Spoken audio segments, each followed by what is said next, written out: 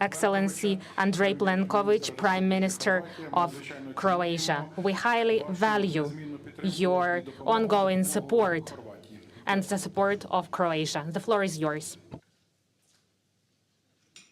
Thank you very much, Andriy. Dear President Zelensky, dear colleagues, both in Kyiv and in the capitals. First of all, let me greet you and extend once again Croatia's and my personal support and respect for Ukrainian people, Ukrainian soldiers, for Ukrainian leadership, and especially you, President, for having endured for the last 3 years the brutal Russian aggression and the invasion on your country, which is a repetition of more than 10 years ago. Ukrainians have shown incredible resilience. They have shown heroism. They have shown strong desire to defend its freedom, its territory, its land. But you have also demonstrated a strong message to the rest of the world that the violation of international law and the international order and the values that we all share and that the world has been functioning on over the past 8 decades is something that Ukrainians respect and want to live with. Croatia has been not only a historical friend of Ukraine and the Ukrainians, but one of those countries who has 30 years ago found itself in a similar situation, facing a stronger adversary, facing aggression, and facing occupation of its territories. How did we prevail and how did we overcome? It took us time to gain strength and to reach the balance of power, and even to use the potential of, at the time, Croatian military and Croatian police to regain back our territories. The other part of occupied territories we reintegrated peacefully, with the help of the United Nations mission in Croatia, the only 100% successful mission of this kind, reintegrating the territory and ensuring Croatia's territorial integrity. The lessons of Croatia can be very helpful and useful for Ukraine. And that's why I would like to say a few points today. Only strong Ukraine, economically, financially, and militarily, with our joint support and delivery of more military assistance, will be able to guarantee its freedom and to guarantee the security of its people. Second point is that the peace efforts which are currently on the table should be leading to a just, comprehensive peace that will not violate the principles of international law, and that is your sovereignty and your territorial integrity. Peace should not be seen in the wider political and mediatic space as an opportunity to comment that it was a forced capitulation of Ukraine. Peace should not be seen as an opportunity to leave the political space to Russia to claim victory. Peace should not be seen as an opportunity to say that the Western allies and partners and friends of Ukraine have been led into the position that would be contrary to everything that we have been standing for over the past 3 years. Peace should be stopping the killing, but should immediately include the plan of the reintegration of your occupied territories. That is the just way to continue. That should be the way where the European Union should voice and articulate its strong stance. Slava Ukraini, and thank you for being with you today, and thank you for Ukrainians for showing us the strength and the thrive for freedom. Дякуємо, шановний пане прем'єр-міністре. Thank you, Excellency Prime Minister. It's so great to give the floor to Alexander Stubb, the President of Finland. The support of Finland is very targeted and effective. We want to thank your country for the ongoing and unshakable position. You know well what is it like to live next to Russia. The floor is yours. Thank you. Thank you very much. Volodymyr, given that I'm sitting here next to you, this is more of a personal address than anything else. You see, I think we in Finland understand exactly what you're going through. We have 1,340 kilometers of border with Russia. In November 1939, Russia attacked us, completely unprovoked. We fought 2 existential wars against Russia. The first one was the Winter War. It lasted only 105 days, and we were able to hold the line. The second one was the War of Continuation, which lasted pretty much 1,100 days. And that's what you've been going through right now. And essentially, for me, this war is about the existence of nationhood in Ukraine. And that nationhood is based on a triangle. And that triangle is something that we thought would be respected ever since the end of World War II. And that is independence, sovereignty, and territorial integrity. Now, in World War II, Finland had to accept a peace with Stalin. And I'm sure we're going to have to accept a peace with Putin. But the peace that we accepted had only one out of the three statehood principles in it: independence.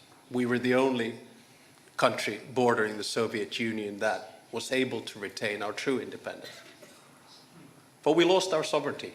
You know, we couldn't decide the clubs we wanted to join. We were able to join the EU only when the Soviet Union collapsed in 1995.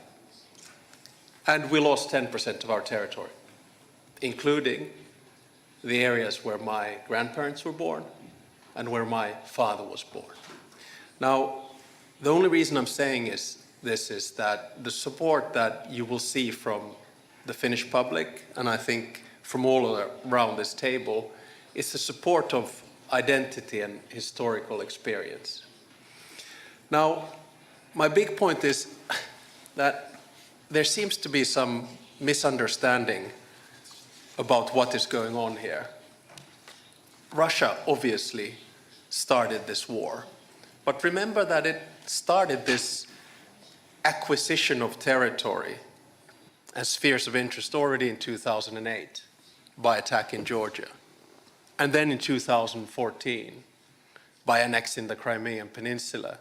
And then at the end of the day, we are now here to commemorate the third anniversary of the beginning of the full-scale war, but the war has been going on for pretty much 11 years, ever since 2014. And a lot of people don't understand that this is not only about Ukraine, but this is also about Europe. This is also about the United States. This is also about international law. And at the end of the day, it's about the world order. So if we now allow Russia to do what it wants to do, in other words, stop the existence of a Ukrainian state, then it's not only Ukraine that has lost, it's Europe that's lost, it's the West that has lost, and also the United States that has lost. And for those who doubt about this, let me say one thing very clearly. You cannot trust Putin. You cannot make a deal with Putin, because that means basically a deal also with China. I also say that for those who doubt, the only way in which Ukraine is going to fully win this war is that we continue the support that we have given you from the beginning. And I also say that if Russia gets what it wants now, trust me, it's not going to stop with Ukraine. We know that Putin will continue because his mind is one of imperialism and spheres of interest. So self-evidently, Finland will continue to support Ukraine for as long as it takes. We're the fifth biggest donor, GDP per capita. Let me finish off, however, by saying that I think in the past 2 weeks, we've been sort of a little bit lost. A new American administration has come in, and we have heard conflicting messages. I believe that we need to take the initiative back.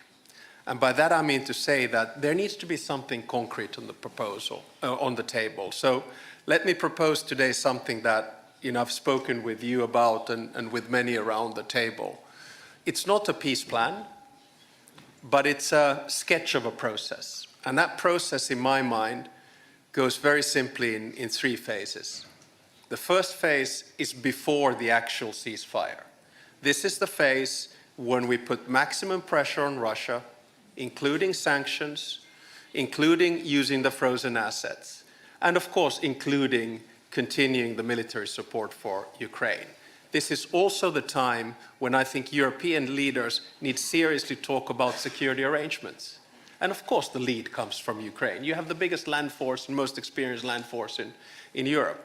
But there needs to be support from Europe, and the backstop needs to come from the United States. All of this needs to be settled before a ceasefire is brokered, whether that's Easter or whenever, we don't know. The second phase is the ceasefire phase. And the ceasefire basically means that there's a contact line, probably monitoring thereof, but it also means that two things are put into place. First is a negotiation on the actual agenda and modalities of the peace process, because there is no peace process, there is no agenda, there are no modalities. And the second one is, of course, confidence-building measures, which were mentioned here a little bit earlier, exchange of prisoners, returning the kidnapped children, etc., etc. This is the second phase. Then only begins the third phase, and we're far, far, far from it. And that is the actual peace process. That's when there is conversation about territory, that's when there is conversation about reconstruction, and that's when there is conversation about unraveling the sanctions. Having said all of that, very conditional by the way, having said all of that, I think we need to make clear to the Russians and everyone else that there are a few things that are completely off the table in these negotiations. One is EU membership. It is not Russia who decides on EU membership. It is the European Union who does that. Two is NATO.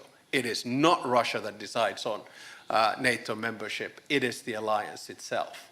Three is Ukrainian defense. It is not Russia that decides on what Ukraine has by its border, when, where, and how. And four, European security arrangements or order.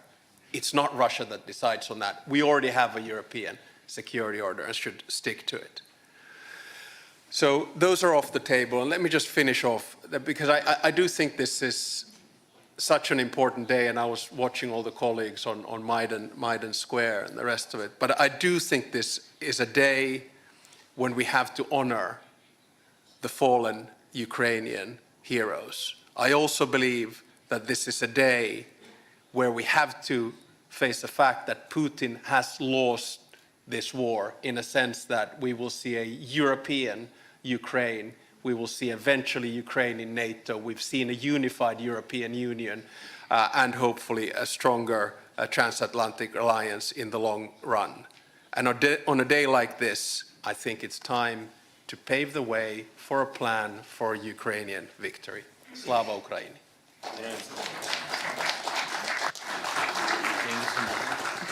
Дякуємо, пане президенте. А зараз Thank я you, радий запросити до виступу Mr. President. Right now, I'd like to give the floor to His Excellency Dick Schoof, Prime Minister of the Netherlands. The Netherlands is an important partner of Ukraine. Your leadership is out of competition.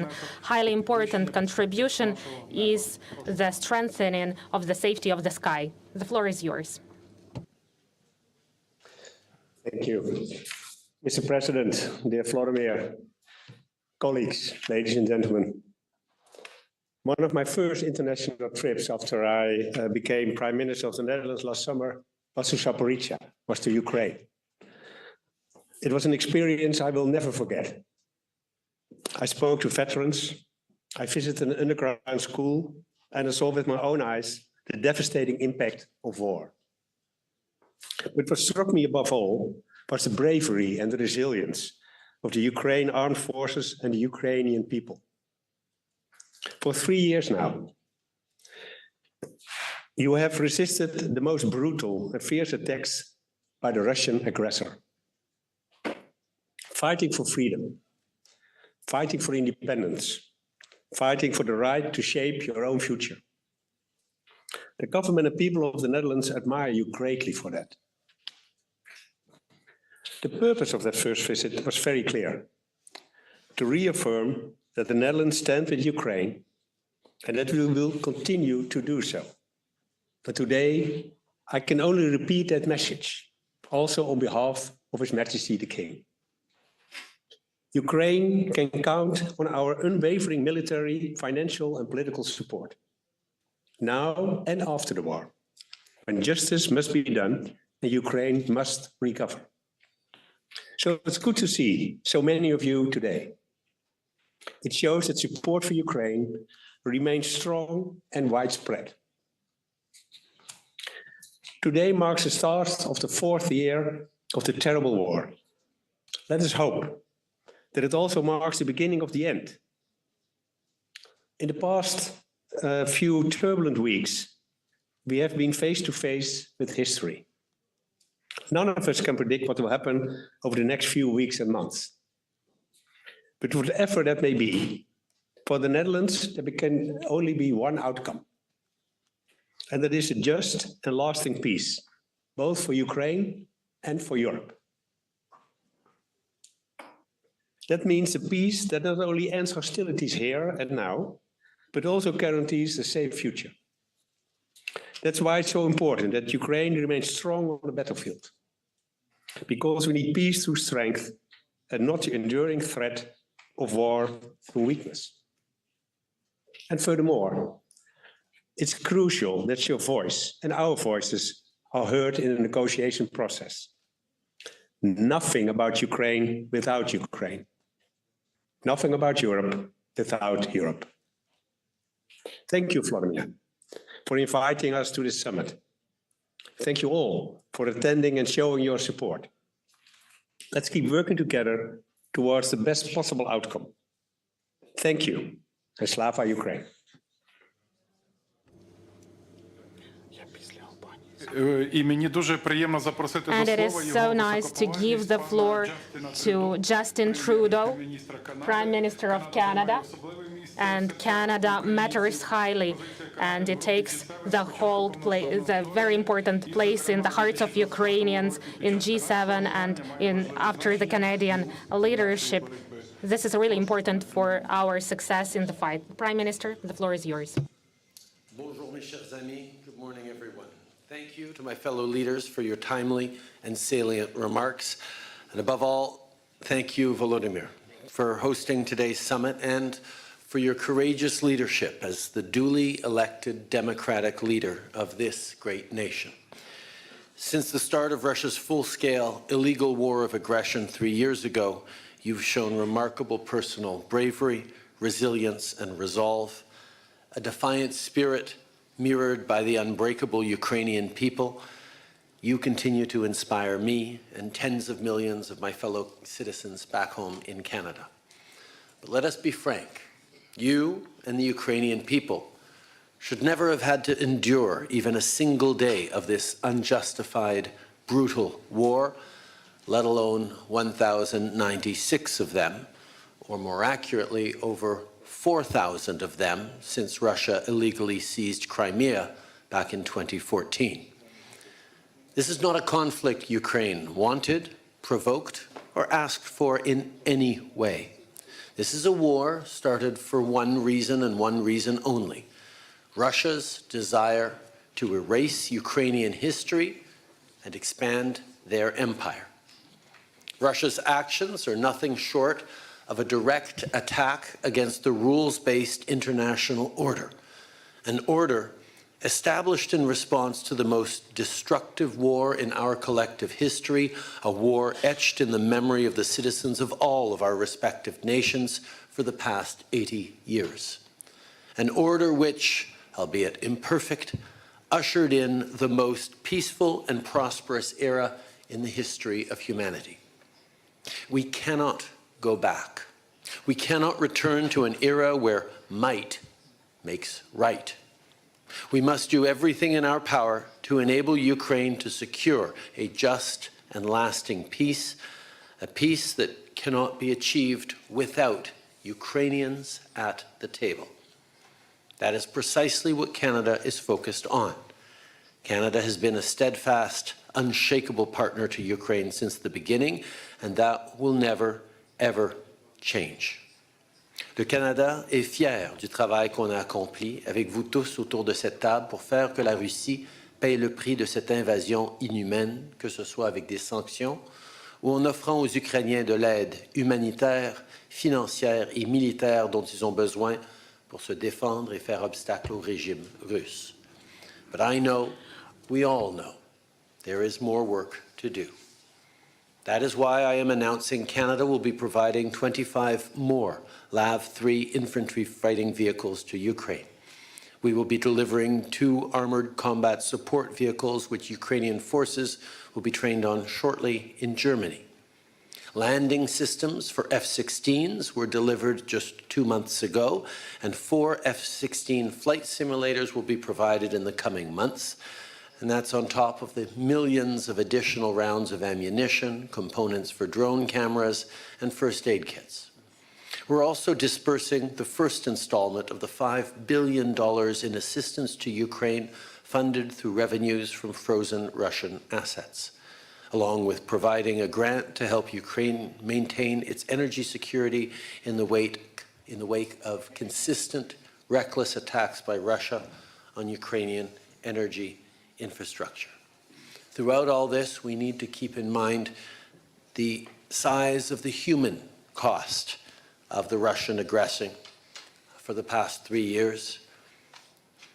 Ukrainians who've lost their lives fighting courageously for their land, children taken from their families and homes and communities, which is a disgusting war crime, and violence subjected to prisoners of war taken by Russia. Implementing the Montreal Pledge to address the human costs of the war, a declaration made at the conference we co-hosted there last autumn with Norway and Ukraine, is more urgent than ever. We will continue to work with Ukrainian forces through Operation Unifier, which has already trained tens of thousands of Ukrainian soldiers. And once a just peace is secured, Canada stands at the ready to work with our partners around the world to provide Ukraine the security it needs for the peace to last, allowing it to recover, rebuild, and prosper. Regardless of the great distance separating our two countries, Canada knows this is a war that we cannot afford to ignore. I know the stakes. Canadians know the stakes. All of you around this table know the stakes. And most of all, Ukrainians know the stakes. This is a war of aggression on Ukraine's people, culture, identity, and very existence. But it's also a war on our way of life. It's a war on democracy, on the rule of law, on self-determination, a war on justice, and a war on truth. At this critical moment, I think of the words of the great Ukrainian poet, Taras Shevchenko, whose works have been echoed by millions of Ukrainians as a source of inspiration. You must fight on, you will triumph. God is helping, leading. At your back are justice, glory, and sacred freedom.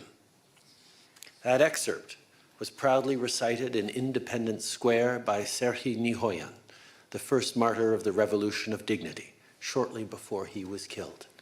And 11 years later, it continues to ring true. Ukrainians will triumph because Ukrainians are fighting for what is right. But they cannot and should not do it alone.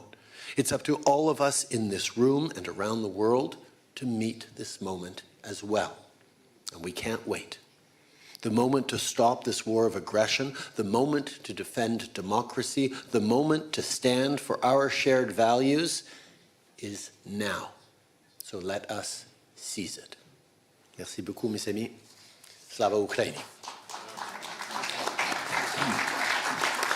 Дякуємо, шановний пане прем'єр-міністре. А зараз я хотів би передати слово Now I'd like to pass the floor to His Excellency Recep Tayyip Erdogan, the President of Turkey, and the President remains a steadfast and true supporter to Ukraine's sovereignty and territorial integrity. We are highly grateful for that.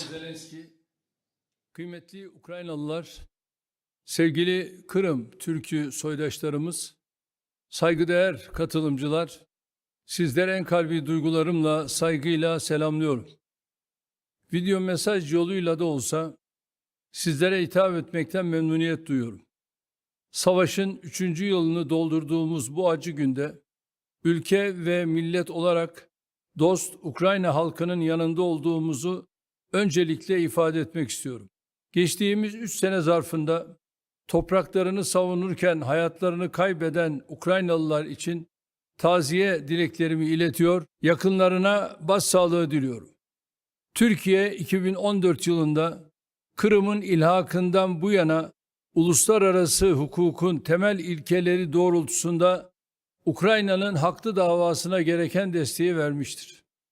Bundan 3 sene önce çatışmalar başladığında savaşa karşı olduğumuzu nasıl ilan ettiysek, bugün de savaşın müzakereler vasıtasıyla sonlandırılması için her türlü gayreti göstermeye kararlıyız. Bunu yaparken Ukrayna'nın toprak bütünlüğü, egemenliği ve bağımsızlığına olan güçlü desteğimizi sürdürüyoruz. Savaş 4. yılına girerken diplomasiyi, diyaloğu ve müzakereleri temel alan yaklaşımların ivme kazandığını görmekteyiz. Bu sürecin çatışmaların sonlandırılmasının ve kalıcı barışın tesisinin başlangıcı olmasını umut ediyoruz.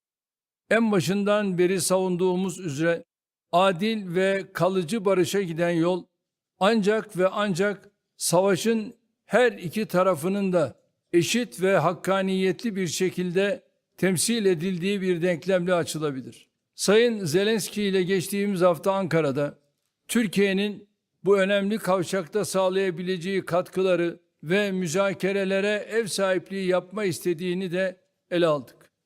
Şunu tüm samimiyetimle ifade etmek isterim. Gelecek sene savaşın değil, barışın yıl dönümünü idrak etmek için hepimize önemli sorumluluklar düşüyor. Türkiye olarak adil ve kalıcı barışın tesisi için tüm gücümüzle çalışmaya devam edeceğiz. Bu düşüncelerle 2025'in barışın inşa edileceği bir yıl olmasını canı gönülden temenni ediyorum. Birkaç gün sonra kavuşacağımız Ramazan-ı Şerif'in tüm insanlığa barış, huzur ve esenlik getirmesini Rabbimden niyaz ediyorum. Hepinize saygı ve selamlarımı gönderiyorum. Kalın sağlıcakla. Дякуємо. І зараз We я are радий grateful, запросити and до now виступу it її is my pleasure to pass the floor to високоповноважену Her Excellency Karin Ehrensutter, the President of Switzerland. And Switzerland played a very important role in promoting the global vision of the comprehensive and sustainable peace for Ukraine and the whole world. So please, you have the floor. Thank you so much, Mr. President, Excellencies, ladies and gentlemen. On behalf of Switzerland, I would like to thank you for the invitation to this summit.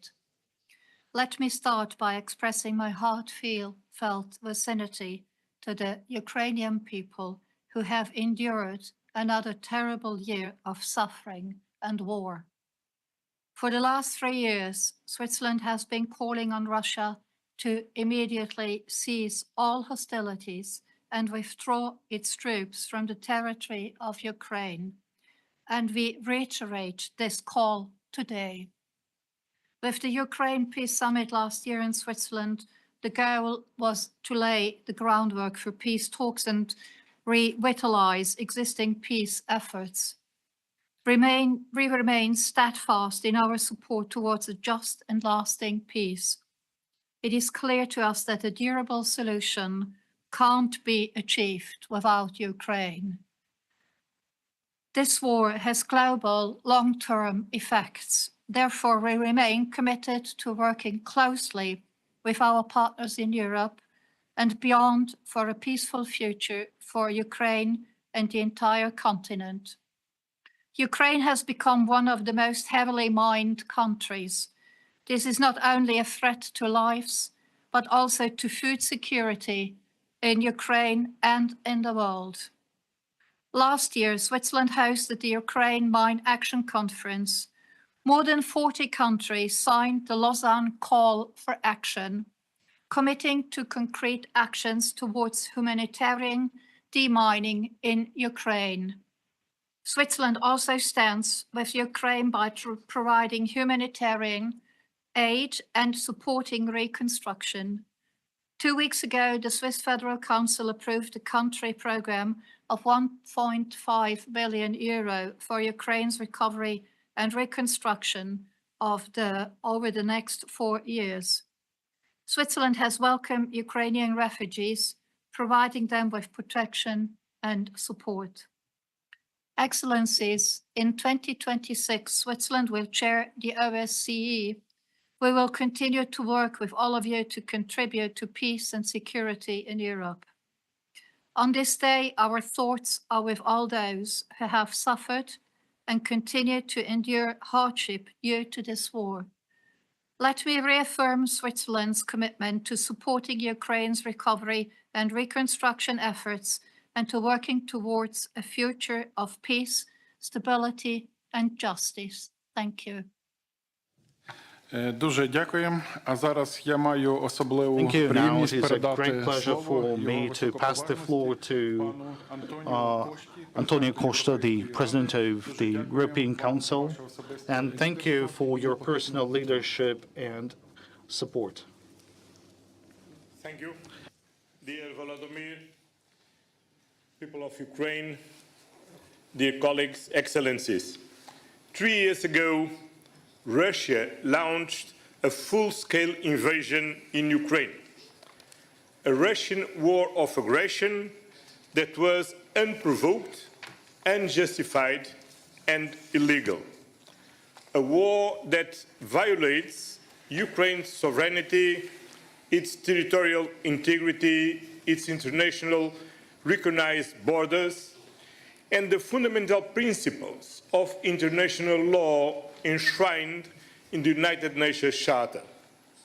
My thoughts are with all Ukrainians, with all those who have lost a family member and friend, with those who are wounded. The suffering Russia has inflicted in Ukraine is cruel and unjustifiable. The presence of all of us here today is a demonstration of our solidarity with people of Ukraine and with you, President Zelensky. We were here with you from day one. We stand and we will stand with you side by side, shoulder to shoulder, in the war, in future peace negotiations, in the reconstruction, and as a member state of the European Union.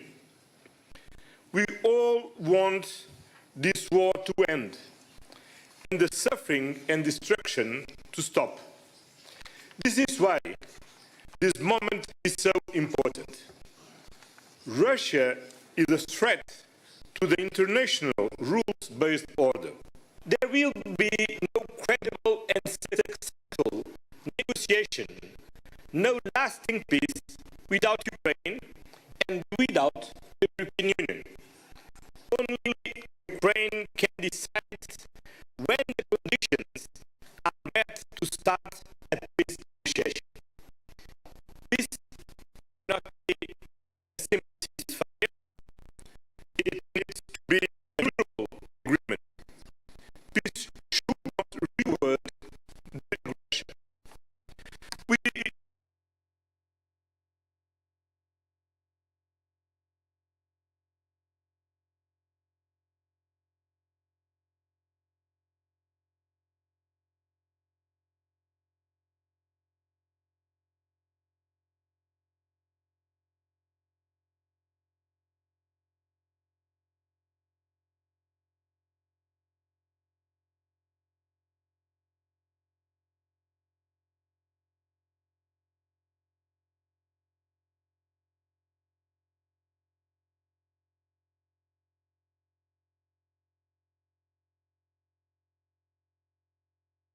increase our financial and military support to Ukraine. And we are ready to build Ukraine's future within the European Union.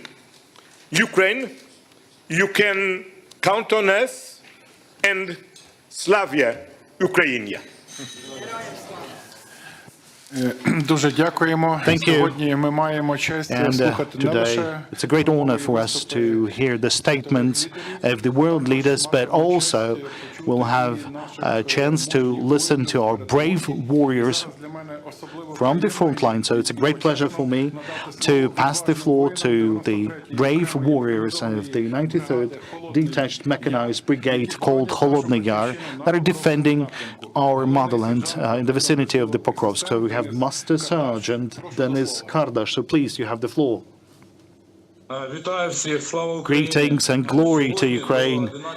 Today we have this 11th anniversary since the start of Russia's aggression against Ukraine, and this is already also the 3rd anniversary of the full-scale aggression of Russia against Ukraine. So today, on this very day, I would like to extend words of gratitude to the European leaders and to the countries that support Ukraine in this war, who are standing alongside with us towards the victory. Now we, the warriors of the 93rd Detached Brigade, we are UAV Battalion, Black Raven, we are standing on our position. We are performing combat tasks and operations in the vicinity of the Pokrovsk, which is the hottest place in the vicinity of the Bakhmut direction. Our units are performing the tasks to provide air defense, to neutralize enemy forces. We also support our infantry throughout all of the directions. Only over the couple of days, our brigade has repelled dozens of the aggressor attacks. Those aggressors were attempting to conquer our free Ukraine. Our battalions throughout these couple of days have neutralized over 30 pieces of equipment and weapons of the aggressor. And the aggressor is using them on a daily basis against us.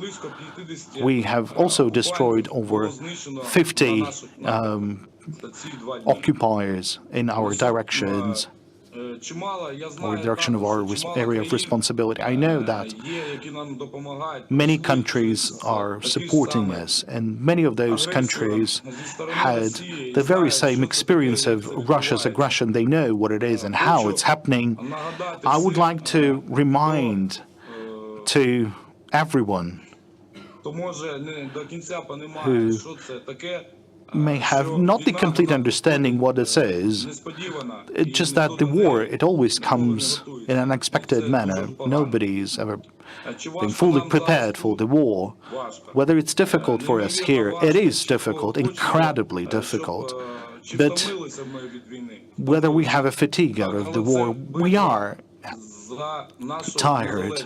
But this is the fight for our independence. This is the fight for our dear ones, for the family, and for our country and our nation. If we will lose, then we will lose everything.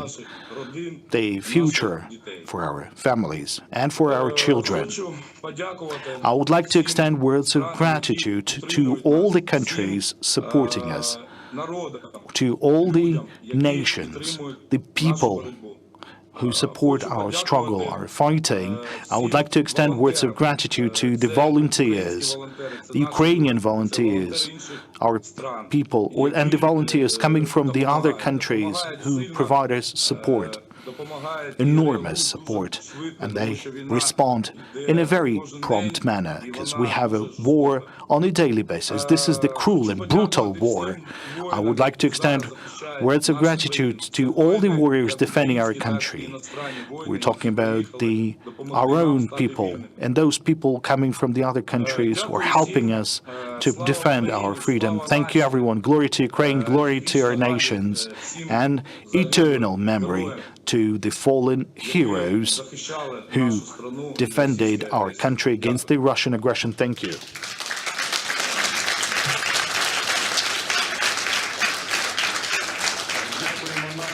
Thank you.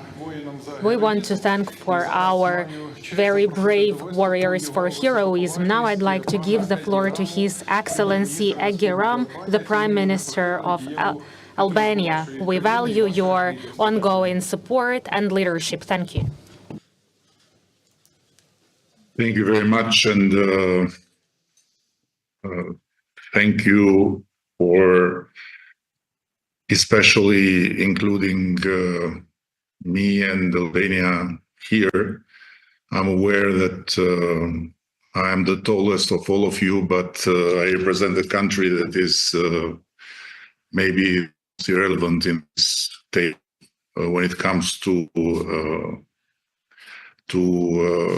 manpower and when it comes to military power and all this.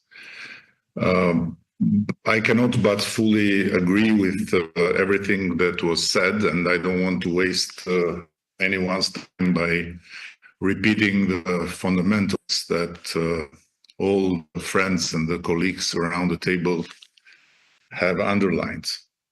However, I cannot prevent myself to raise a question because it seems to me, following the whole meeting, that nothing has happened. It seems to me that this meeting is like a registration of a meeting 3 months ago or a year ago or 2 years ago. But I'm not sure that is the case, and I think that something important has happened, as you all know. And the question is how Ukraine will be supported efficiently, and how much we can be, all of us. But again, I apologize because I know that here it's about EU first, it's about other big countries and not about Albania, but how Europe as a continent can be efficient in protecting itself and in making the best out of something that is going on, a negotiation between Russia and the United States. And I'm not sure that just talking about increasing military support and increasing military spending, we get the whole point. But this is my humble opinion. Maybe I'm wrong. And what I just shared yesterday with Volodymyr in our conversation, I want to share with you that, in my understanding, Europe as a continent need to have a long trench of diplomacy, including Great Britain, of course, Turkey, European Union, by no doubt, and have a position. Have a position because I'm afraid that it will be unsustainable with the public opinions, especially in the western side of the continent, to continue and just say what we are saying here, but in the meantime, looking US and Russia striking a deal and Ukraine being cut out or being imposed something that may be totally unjust. So we have been for a long time in the American autopilot. Now the autopilot seemingly is off. Nobody knows for how long. And I believe that it's time to have a deeper reflection than just what we will do in terms of military support or military spending. Because it for sure is very necessary, but might not be enough. And so with all this being said, I repeat, no doubt that we are fully behind Ukraine, no doubt that we are fully behind any decision the grown-ups in this space will make, but some doubts about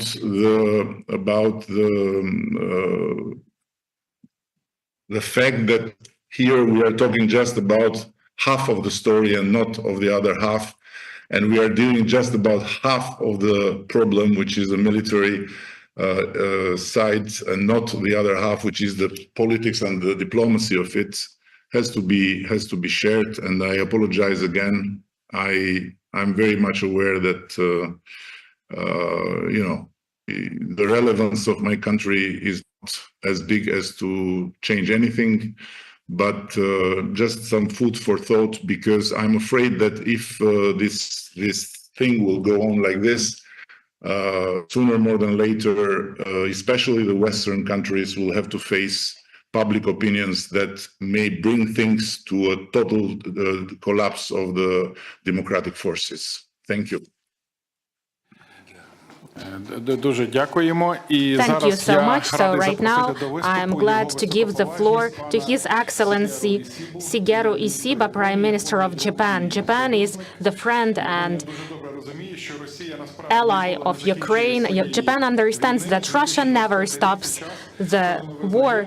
2025, this is the year where we admit that the safety of European and Indian Pacific regions are inseparable. The floor is yours.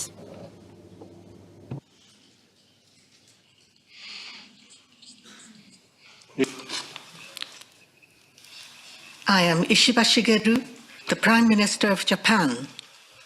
Today marks 3 years since the start of Russia's aggression against Ukraine. We strongly condemn the ongoing Russian attacks and once again express our admiration for the courage and resilience of the Ukrainian people who are standing up against the aggression. Furthermore, it is very meaningful that discussions on supporting Ukraine are being held at today's meeting, and I would like to pay my utmost respect for Ukraine's initiative in hosting this meeting. Russia's aggression against Ukraine is an outrageous act that shakes the very foundation of the international order. Such unilateral attempts to change the status quo by force must not be tolerated anywhere in the world. With this in mind, Japan has strongly provided support to Ukraine and has imposed sanctions on Russia since the beginning of the aggression. Currently, various diplomatic efforts are ongoing to achieve peace. We hope that these efforts will lead to an end to the prolonged combat and help achieve a breakthrough in this difficult situation. That is my fervent expectation. Having said so, in considering how to end this aggression, the party in question, Ukraine must engage, and a just and lasting peace should materialize as soon as possible. Toward this end, we must unite and work together. Our stance of supporting Ukraine will remain steadfast. Japan continues to work with Ukraine to restore peace to the beautiful land of Ukraine. Thank you. Дуже дякуємо. А зараз Thank я you з so much. особливою And приємністю запрошую with до слова enormous pleasure, I give the floor to Ursula von der Leyen, Her Excellency, the President of European Commission. Thank you for your personal leadership and your first visits to Ukraine. You were one of the first. You demonstrated true support to our people and country. Thank you. The floor is yours. Thank you very much, dear Volodymyr, fellow leaders, people of Ukraine. The 24th of February 2022 is a day that will live forever in infamy. And today we join you in commemoration of the fallen hero of Ukraine and those who are still fighting at the front line, as we have just heard. A peaceful nation was invaded with no reason except Putin's imperial obsession. But we believe in a free and a sovereign Ukraine on the path towards the European Union, and we join you in shaping this future together. The war in Ukraine remains the most central and consequential crisis for Europe's future. Putin is trying harder than ever to win the war on the ground. His goal remains Ukraine's capitulation, and we know what could happen next, because it has already happened before. It is not only the destiny of Ukraine that is at stake, it is Europe's destiny that is at stake. So our first priority remains to empower Ukraine's resistance.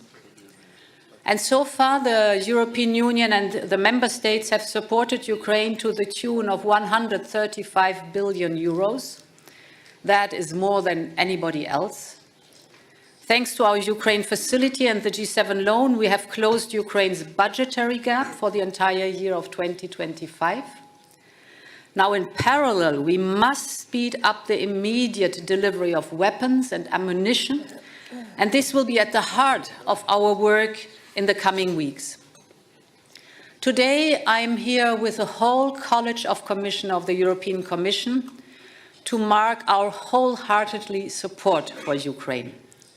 A free and sovereign Ukraine is not only in the European interest, but it is in the interest of the whole world, because the autocrats around the world are watching very carefully whether there's any impunity if you violate international borders or invade your neighbor, or if there is true deterrence. This is not only paramount for Europe, it is also important for Asia, for Africa, and for both sides of the Atlantic. An investment in Ukraine's sovereignty is an investment in the prevention of future wars. And there is more in for Europe and the world. Ukraine has a highly innovative and thriving defense industry. This should never fuel the arsenals of an aggressive power, but it should strengthen the resilience of a European Union with Ukraine as its member that is taking on more responsibility for its own security. Ukraine has a lively startup scene with a lot of experience in the rising sectors like artificial intelligence and drones. The can-do attitude and the entrepreneurial spirit of young and dynamic Ukrainian companies can provide important impulses to Europe's competitiveness. Dear Volodymyr, Europe is here to strengthen Ukraine in this critical moment. I can announce that a new 3.5 billion euro payment for Ukraine will arrive already in March. Second, as President Costa just has announced, there will be a special European Council, and I will present at this special European Council a comprehensive plan for defense investment, for scaling up our European arms production and defense capabilities, but also for investment in Ukraine's defense industry, scaling up your arms production, your defense capabilities. So this will be a plan for the European Union and for Ukraine. And then there's a third point I want to speak about. That is energy. For 3 years, Russia has sought to plunge Ukraine into darkness by relentlessly targeting the energy infrastructure. Therefore, the Commission has prepared an ambitious package on energy security. The aim is to ensure a resilient, a secure, competitive energy system for Ukraine. Together, we have managed during this winter already to provide 1.8 gigawatt. But now we will fully integrate Ukraine's and Moldova's electricity market in our own electricity market by the end of next year. And we will seize the full potential of Ukraine's vast gas storages, of which 80% are located closer to the EU member states. And this will generate income for Ukraine. And we will accelerate investment in Ukraine's renewable energy. All these efforts will result in greater energy security for both the European Union and Ukraine. Finally, no one wants more peace than the Ukrainian people. But they want a just and a lasting peace. And this only comes through strength. And this is why we strengthen your economy. This is why we increase the resilience of your energy sector. This is why we will continue training and equipping your troops. Think of the importance of artillery ammunition, for example. This is why we have to provide security guarantees backed by the United States. This is why today we are adopting the 16th package of sanctions. We will increase punitive sanctions against Russia until they demonstrate true willingness to achieve a lasting peace agreement. We stand by Ukraine for as long as it takes. I cannot wait for the moment, after having listened also to your soldier at the front line, till we start to reconstruct Ukraine again, Ukraine as a member of the European Union. Slava Ukraini. Thank you so much. Thank you so much. It's a great honor to give the floor to Her Excellency Roberta Metsola, the President of European Parliament. The role of the European Parliament is highly important and matters in the fight with Russian aggression. The floor is yours. Thank you very much, dear Volodymyr, dear colleagues, dear friends. We were with Ukraine on that day, 3 years ago. We are with Ukraine today, and we will be with you tomorrow. What matters now, however, is not just what we say. It is what we do. The coming days and weeks will shape our future, not through words, but through the actions we take right here in Europe. Peace without liberty is not peace. Europe knows this. We will always seek peace, but it must be just, it must be real, and it must be dignified. And it must be based on the principle of nothing about Ukraine without Ukraine. Because the concept of might is right will not define the new world order. It cannot. For 3 years, Europe has stood with you, and let me be clear, we will not waver. I will never forget those moments in Kiev at the start of the invasion when the world saw you all stand up. The European Parliament has been united from day one. And together with President von der Leyen and President Costa, we will speak with one voice, because we understand that together we are strongest. But now we must do more. Ukraine must be in a position of strength, because that is the only path to real peace and liberty. That means Europe must step up without delay, militarily, financially, as we've just heard, and diplomatically. We must move forward with using frozen Russian assets, tightening sanctions, and increasing pressure. And we must get serious about our own defense, and fast. Let's be clear, Ukraine's fight is Europe's fight. This is not just an attack on Ukraine. It is an attack on democracy, on our way of life, on everything we stand for. The Ukrainians on the front lines are holding the line for all of us. So as Ukraine enters the 4th year of this war, we must stay the course. We must cut through the noise. We must keep our eyes on our shared objective, freedom for Ukraine and lasting peace for all of Europe and the world. Slava Ukraini. Thank you so much. And now I gladly give the floor to Her Excellency Maia Sandu, the President of Moldova.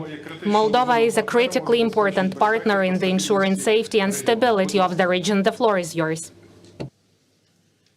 Thank you. Dear President Zelensky, ladies and gentlemen, I remember that morning 3 years ago, 4 a.m. I read the news in horror. I got up, went to the office, and from there I heard the bombs exploding. Odessa, or maybe Vinnytsia. At that moment, we didn't know where the next bomb would fall. But we know this now. Ukraine's courage has kept Moldova safe and at peace. The bravery and sacrifice of the Ukrainian people shielded us from war. We will always be grateful. We will never forget. 3 years on, Russia's brutal, criminal war continues. The Kremlin's aggression has brought suffering and devastation on a scale Europe has not seen since World War II. Just yesterday, Ukraine endured the largest drone attack since the start of the war. Russia is not looking for peace, yet the world speaks of peace. But peace must be just, lasting, and real. A flawed peace, one that ignores Ukraine's security or sidelines Europe, will not end the threat. It will only delay it. A fake peace, one that lets Putin regroup, rearm, and invade again, is not peace. That is why we must stand together. Russia's goal is division between allies, between countries, within societies. Instead, we must stand united. Security guarantees are key to making sure history does not repeat itself, that Putin can never deceive the world again, that Russia will no longer bring death to other nations. The world needs real security guarantees, clear, strong, and enforceable. Moldova supports these efforts. We stand with Ukraine in securing concrete guarantees that will ensure lasting peace. We support measures that strengthen Ukraine's security and prevent future aggression. This is not just about Ukraine. It is about all of us. And let me be clear, Putin would not stop at Ukraine. That is why our response must be firm, our support unwavering, because Ukraine is not just fighting for itself, it is fighting for all of us. And while Ukraine stands, Moldova stands, Europe stands. Let us make sure we're standing up, not standing by. Moldova stands with Ukraine. Moldova stands with freedom. And together, we will spare no effort for real peace to prevail. Slava Ukraini! Дякуємо, пані Thank президент. you, Your Excellency. And now, with pleasure, I'd like to give the floor to Her Excellency Mette Frederiksen, Prime Minister of Denmark. Denmark sets high standards in terms of compliance and innovativeness of Ukraine's support. Danish support of the military complex of Ukraine has a meaningful strategy and effect for our fight. We need leadership of Denmark. The floor is yours. Those who say that we are in a time when there are no heroes, they just don't know where to look. So it was said many years ago, and dear friends, today gathered here in Kiev, we don't have to look very far to see the heroes of our time. Dear Volodymyr, you and your countrymen have been fighting now for 3 long years, a full-scale war of aggression started by Russia. You have defended not only your own country, but all of Europe. And I believe that none of us present in this room are able to put into words how grateful we are. But then we can show it in action. And therefore, I have 3 key messages today. Firstly, I strongly urge every European country to increase support for Ukraine. Not tomorrow, but today. Remove all self-imposed red lines, scale up military and financial assistance, and support production directly in Ukraine. Conditions for peace are to be set through strength, and I think that is the single most important task for Europe right now. Secondly, a ceasefire without a sustainable peace will cause a lot of danger to all of us. It will give Russia room to rebuild and to rearm and to relaunch an attack on Ukraine or another European country. I have never believed that this war is primarily about Ukraine. You are paying the price for it, but this war is about Russia. It's about the imperial dreams, and therefore I find it very difficult to trust Putin and to trust Russia. And it goes without saying that nothing should be negotiated without Ukraine, not only at the table, but in the center of the table, of course. Thirdly, we need to ensure Ukraine has a real and strong security guarantee. NATO membership is, of course, the strongest security guarantee. It is the easiest way forward, it's the cheapest way forward. I know that some allies are against this. And therefore, I ask the question, if we cannot give you membership of NATO, and I think it's the only way forward, then we have to find another way to provide Ukraine with a clear, long-term security guarantee. Let me just conclude by saying that the best things about heroes is that they always win at the end. And if they aren't winning, then it's not the end. I said to you 3 years ago that Denmark stands with you all the way, and we will never go away from that point of view. We have to stand with Ukraine, and we have to stand with our continent. Therefore, I think we have to scale up as Europeans. We have to speed up to be able to protect ourselves and deter when it comes to Russia. And 3% will not be enough. It's simply not enough. My guess is that we have a couple of months to take all necessary decisions. Otherwise, we'll be too late. And being too late cannot be the conclusion. So it's time to stand up for Ukraine, and it's time to stand up for Europe. Slava Ukraini. Дуже дякуємо. Тепер я We запрошую are до extremely виступу. grateful now. I'd like to pass the floor to Her Excellency Miriam Spiteri de Bono, the President of Malta. We are grateful for your support. Mr. President, Excellencies, distinguished colleagues.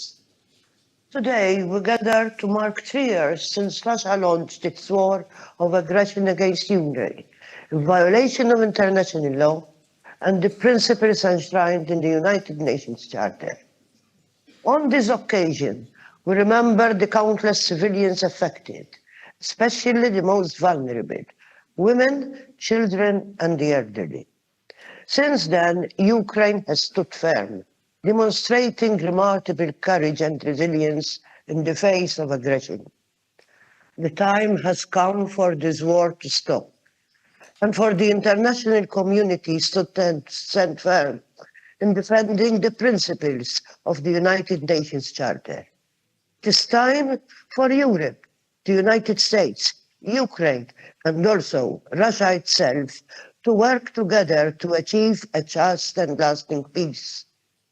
From the outset, Malta has been unequivocal.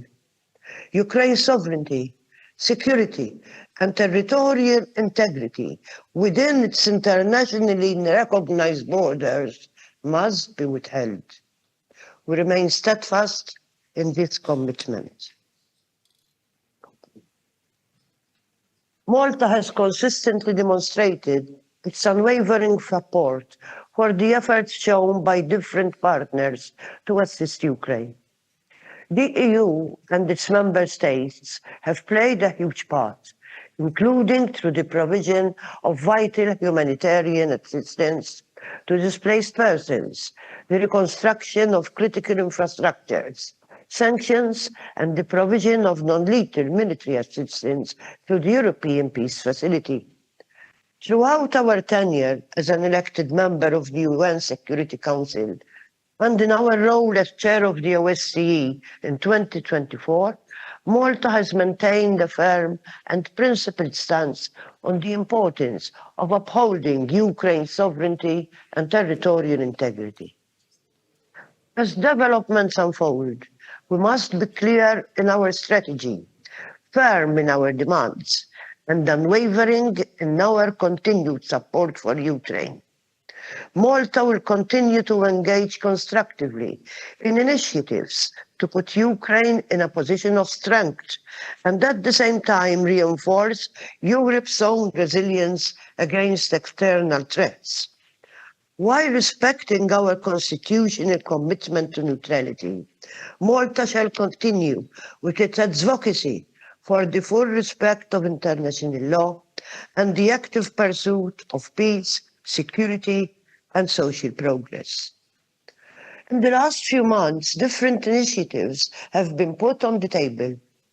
Malta has been strong in underlining that it stands ready to support any peace process that is grounded in the principles of the UN Charter. It is imperative that this peace process has the input of all the key players. Europe must play a central role, as the outcome of the discussions will shape the future of our continent and our collective security. Furthermore, it is inconceivable that Ukraine be sidelined and left out of the equation. History has shown that appeasement does not work. A lasting peace cannot be imposed. Europe and the United States share a strategic interest in securing peace. It is key that Europe and the US remain united and stand steadfast in ensuring that no country succeeds in redrawing borders through coercion and the use of force. To our Ukrainian friends, you know better than anyone else that the way ahead is not easy. As you look to Europe for leadership, security, and ultimately EU membership, know that we are ready to answer your call. Let there be no doubt, Ukraine, you are not alone. Malta will continue to stand by you, shoulder to shoulder, in defense of your independence, your sovereignty, and your territorial integrity, according to the tenets of international law. Thank you all. Дуже дякуємо. We're extremely grateful for this statement. Now it's a great pleasure for me to pass the floor to Ulf Kristersson, the Prime Minister of the Kingdom of Sweden, and it is our reliable partner and closest ally. Please, Mr. Prime Minister. Thank you so much, and dear Volodymyr, dear friends, we're all honored to be here in Kiev on this very special day. What you Ukrainians have achieved in the last 3 years is actually astonishing. You have withstood an all-out attack by Europe's biggest army. You have taken huge strides towards membership in the European Union. Your institutions have continued to deliver for your citizens despite the war, and your economy keeps creating employment and growth, and not least innovation. All this despite Russia's daily attacks on your people, your energy supply, your infrastructure. Ukraine has truly become a symbol for resilience around the world. This is simply remarkable. Throughout these 3 devastating years, you have also had friends, not only here in Europe.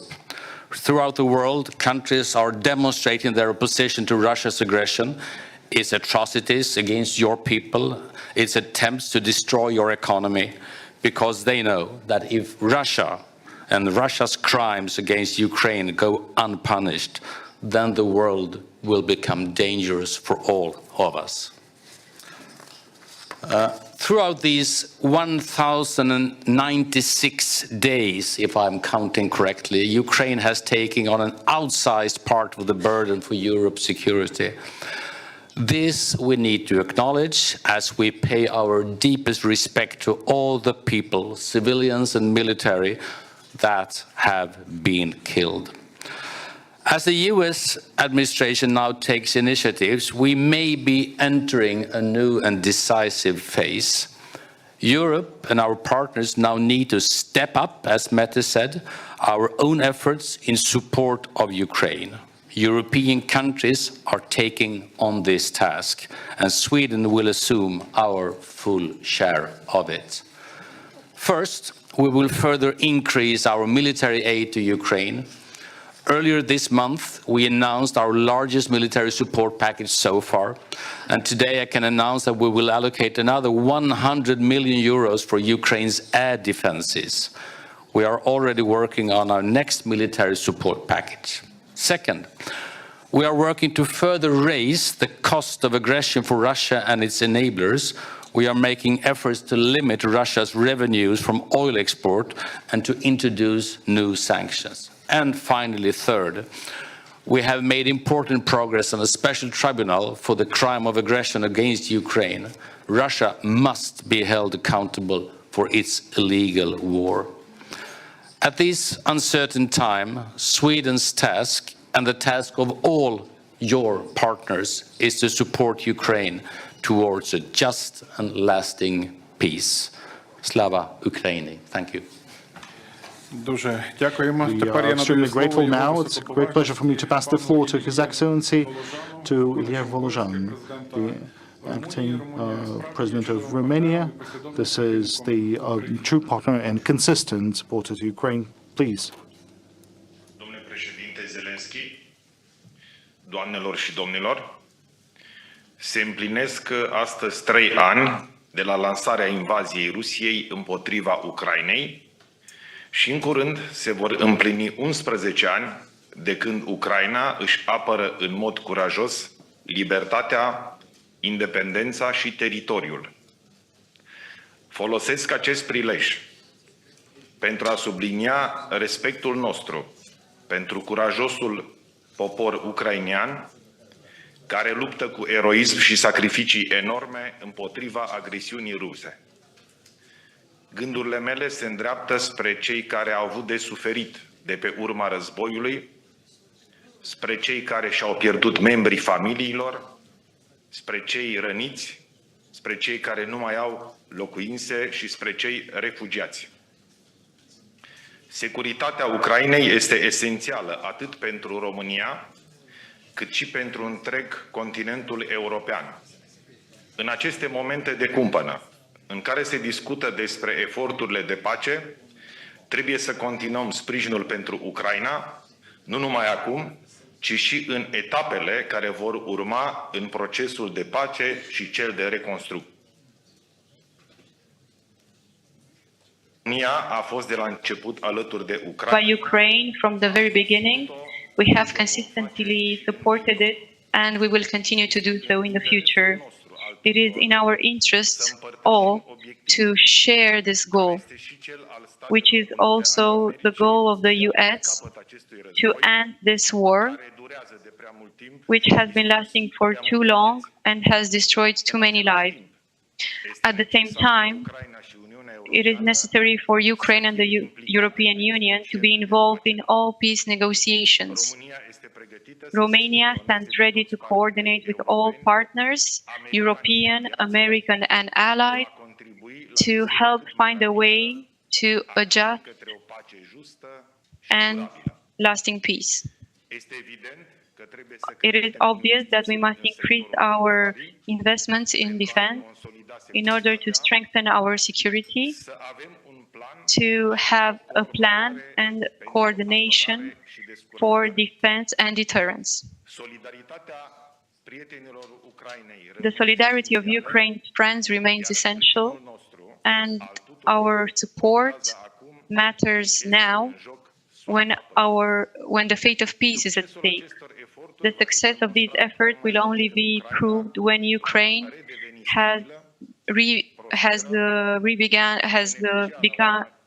become stable and prosperous again and beneficiary of an arrangement of solid security guarantees. Thank you. We are extremely grateful now. I'd like to pass the floor to His Excellency Alexander Schallenberg, the Federal Chancellor of Austria. Austria clearly demonstrates that being a neutral country doesn't mean you don't have to be neutral against the evil. Thank you. Dear colleagues, dear Volodymyr, dear Andrei, you're absolutely right. Being neutral doesn't prevent Austria to having a very clear stance on this issue. Today, we sadly mark 3 years since Russia launched an unprovoked, brutal and illegal war of aggression against Ukraine. For 3 years now, we have had to witness, day in, day out, how Russia brought about tremendous destruction, unspeakable suffering and immense despair to Ukraine and its brave people. Dear colleagues, the Ukrainian people have been defending with immense courage and sacrifice not only their own way of living and their aspirations for the future, but also, and I believe we all agree on that, our common values, our common principles, our common freedoms. And yes, we share a common responsibility for the security, for the freedom and prosperity of our European continent, including Ukraine. And we have to do this with self-confidence and calmness and firmness. It is clear this brutal war must stop. The earlier, the better. And like any war, it has to end at the negotiating table, with all parties concerned sitting at the table.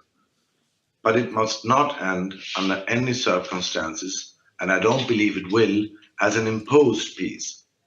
We want, I believe we all share the same view, a comprehensive, a just, a lasting peace based on international law. A peace that guarantees the interests of Ukraine and our own. We will continue to work with our global partners in achieving this important objective. But one thing has to be crystal clear. Negotiations on Ukraine must include Ukraine, just as talks on European security must include all concerned parties in Europe. We will continue, as Austria, to support all serious efforts towards a comprehensive, just and lasting peace in Ukraine. In our capacity as host as one of the UN headquarters and seat of the OSCE, we also stand ready to provide a venue and to facilitate discussions if needed. Since day one, dear colleagues, Austria has stood in full solidarity with Ukraine and its people and has been providing extensive humanitarian, financial and diplomatic support. In addition to our contribution in the framework of the European Union, the Austrian government has so far provided almost 300 million euros in bilateral assistance. Furthermore, Austrian Länder, municipalities, businesses and the civil society have also shown enormous support and generosity vis-à-vis the people of Ukraine. And I can assure you, we will continue to do so. Thank you very much. We are grateful now. It's a great pleasure for me to pass the floor to His Excellency Pedro Sanchez, the head of the government of the Kingdom of Spain. We are grateful for your active role in supporting Ukraine. Thank you, dear Volodymyr, dear friends. Since the 24th of February of 2022, already 3 years ago, we have witnessed a systematic violation of the most basic principles of humanity here in Ukraine. The war crimes committed by Putin's regime cannot go unpunished. Spain condemns once again with the utmost resolve this merciless war started by Putin, an irrational and unjust war that has caused immense suffering, pain and despair to our Ukrainian brothers and sisters. The Spanish people admire the courage with which Ukrainians are defending freedom and democracy, an example of dignity and resistance against Putin's brutal aggression. At these critical times, let me highlight 3 messages. The first one is that Spain is committed to the full sovereignty of Ukraine. All Ukraine can decide its future. Spain welcomes all efforts to work towards peace, but peace must be fair, sustainable, and comprehensive. For peace to be just, Ukraine needs to sit at the negotiation table. For peace to be sustainable, Europe has to participate in it. For peace to be comprehensive, it cannot be a mere ceasefire. Second, we will continue supporting Ukraine as long as it takes. We will not let you down when you need us the most. Spain will continue to provide military support and equipment with even more determination than what we have done in the past. In this regard, I'm proud to announce a new military assistance package for Ukraine worth 1 billion euros in 2025. We will also work hand in hand with Ukraine in its reconstruction, creating the necessary structure to boost the process and encouraging Spanish companies to actively engage in plans and projects. We must also address the needs of the Ukrainian diaspora. That is why I'm also happy to share that Spain and Ukraine will establish a Ukrainian hub, Casa Ucrania, in the province of Alicante. And third, we must ensure that Ukraine joins the European Union as soon as we can. Whatever happens in the coming months, Ukrainians' accession to the European Union is the most important victory for the Ukrainian people. Ukraine's hope is in Europe, but Europe's hope is also in Ukraine. You are giving us hope by defending the values and ideas of freedom for which many Europeans gave their lives in the past. Allow me to conclude precisely with this idea of hope. Difficult months lie ahead, but I am convinced that at the end of this terrible period, freedom and democracy will prevail over violence and authoritarianism. The Ukrainian people can count on Spain. Rest assured, we will be with you as long as it takes and as much as you need. Slava Ukraini, viva Europa. Дуже дякуємо. І тепер я запрошую до виступу його Now I would like to pass the floor to His Excellency Bart de Wever, the Prime Minister of Belgium. Belgium is a true partner and friend, playing a crucial role in increasing the number of F-16s in Ukraine. We highly appreciate this. Thank you. Dear President Zelensky, вітаю народ України. Я вжену ящик солдатів. Ladies and gentlemen, I want to start by saluting the bravery of Ukraine in resisting criminal Russian aggression since 3 years. We must see the Russian regime for what it is. Its total disregard for international law, its horrifying attacks against civilians, and its attempts to erase Ukrainian culture have made it perfectly clear that to ensure the protection of our countries and the European continent, we must not appease, but deter Russia. Support to Ukraine remains a key part of this endeavor. Recently, talk of negotiations towards a deal to settle the war has accelerated, but also stunned the alliance of those who, from the start, have supported Ukraine in its defense against a ruthless Russian aggressor.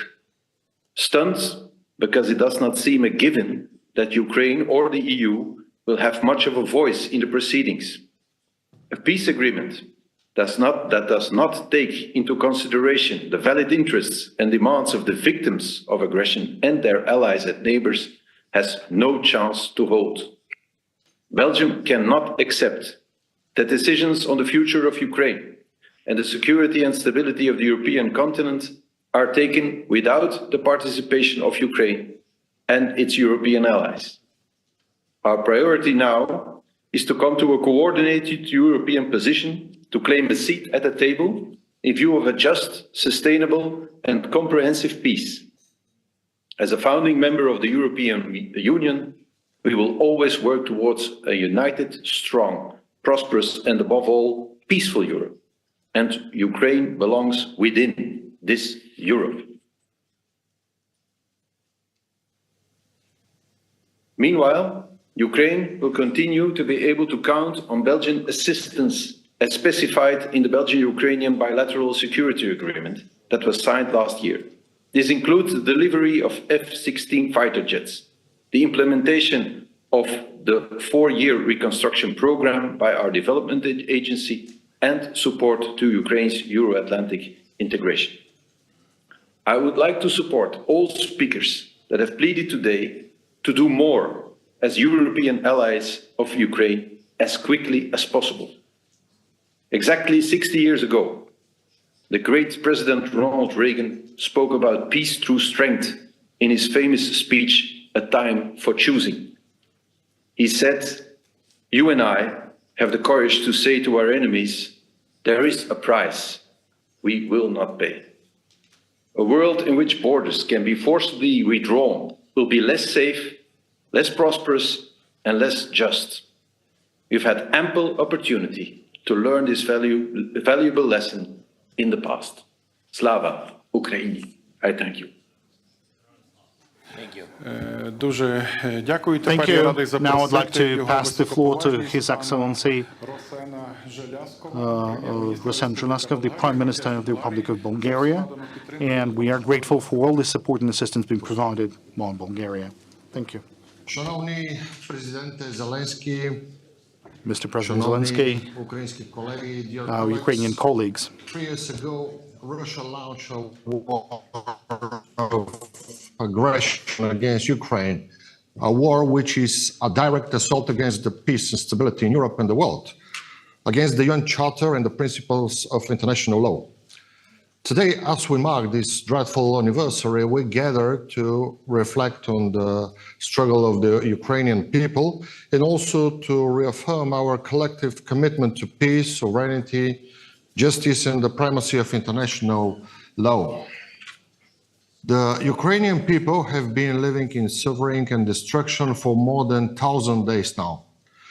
Critical civilian infrastructure, such as nuclear plants and dams, have been damaged by military actions in complete disregard of the potential consequences for the environment and the civilian population far beyond the front lines. Ukraine has bravely held its ground, but the human cost of the war has been staggering. Tens of thousands of civilians, including children, have been killed or wounded. Millions have been forced to flee their homes seeking safety and refugee in neighboring countries and beyond. Forceful displacement, illegal abduction and deportation, even of children, have been the terrible experience of thousands of innocent Ukrainians. Ladies and gentlemen, there must be no negotiations on peace in Ukraine without Ukraine and the European Union.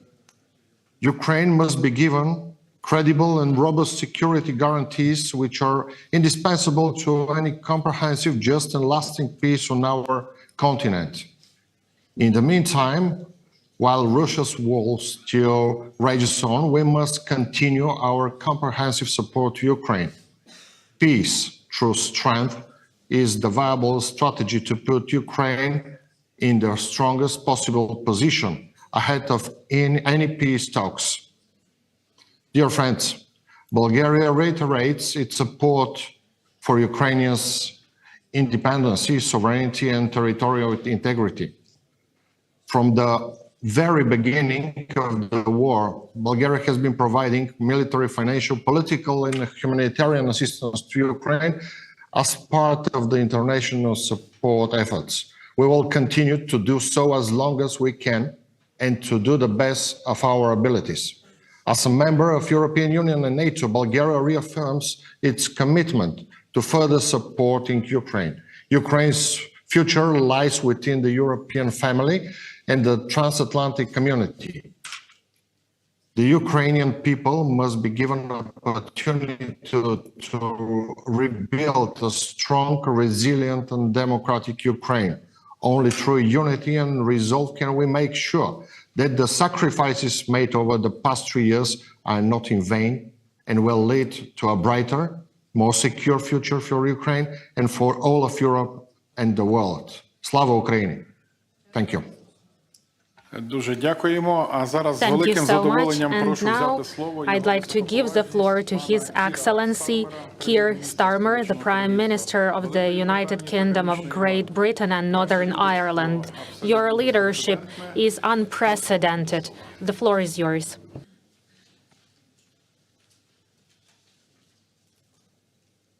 Thank you very much.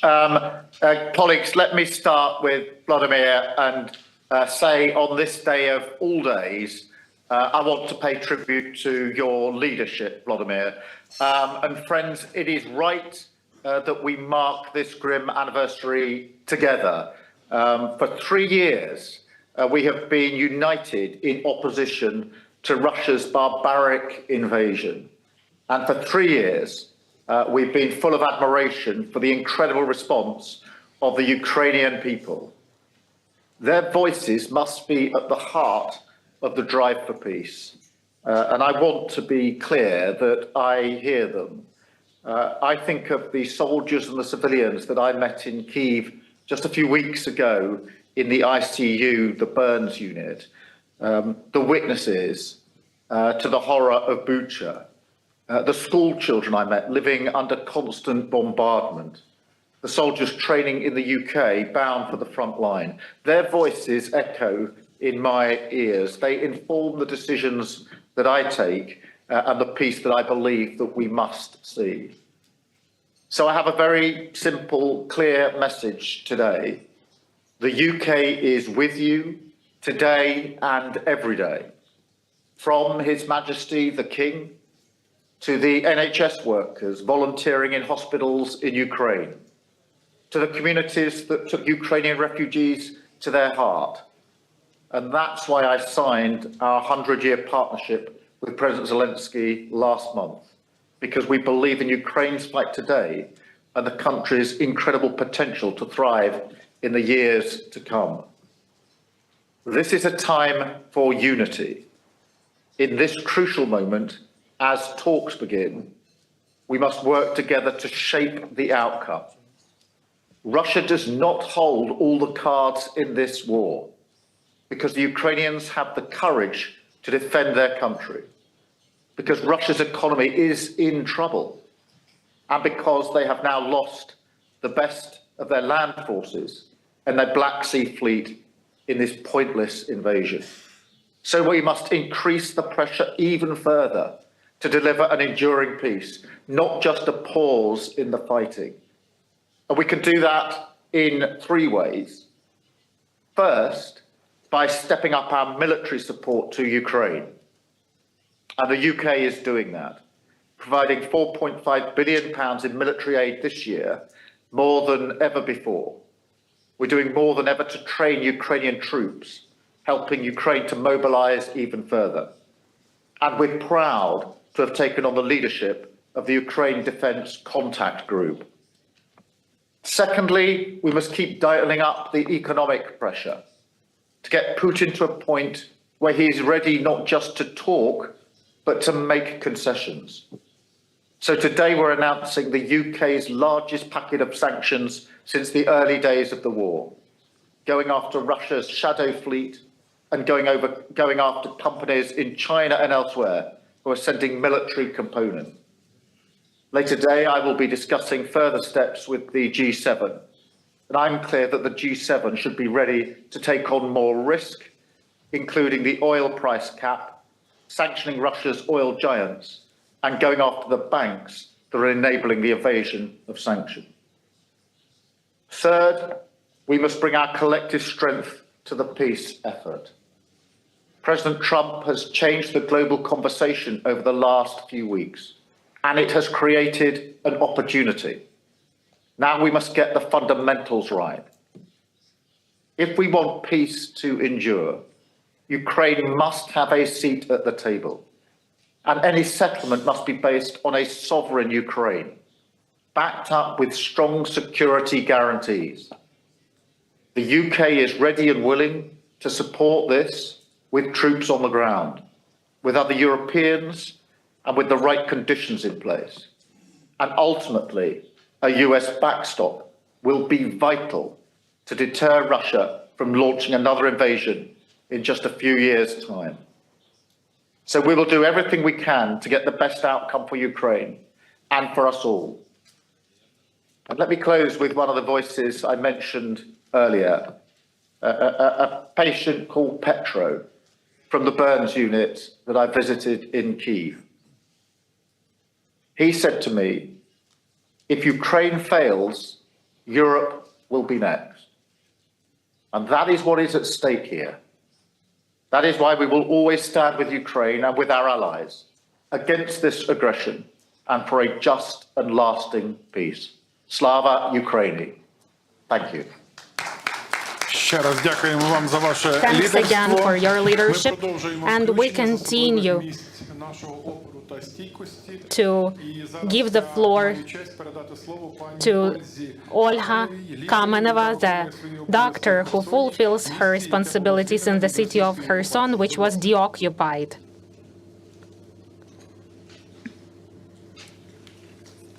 Your Excellency, Mr. President and international partners, Kherson is a city of heroes that fights for the independence of Ukraine. Every day, our city endures relentless attacks on civilian infrastructure. Yet, the people of Kherson continue to live and to fight. Today, we address you from the newly constructed underground maternity hospital, established through the initiative and support of the President Volodymyr Zelensky. In this facility, under extraordinary challenging conditions, dedicated medical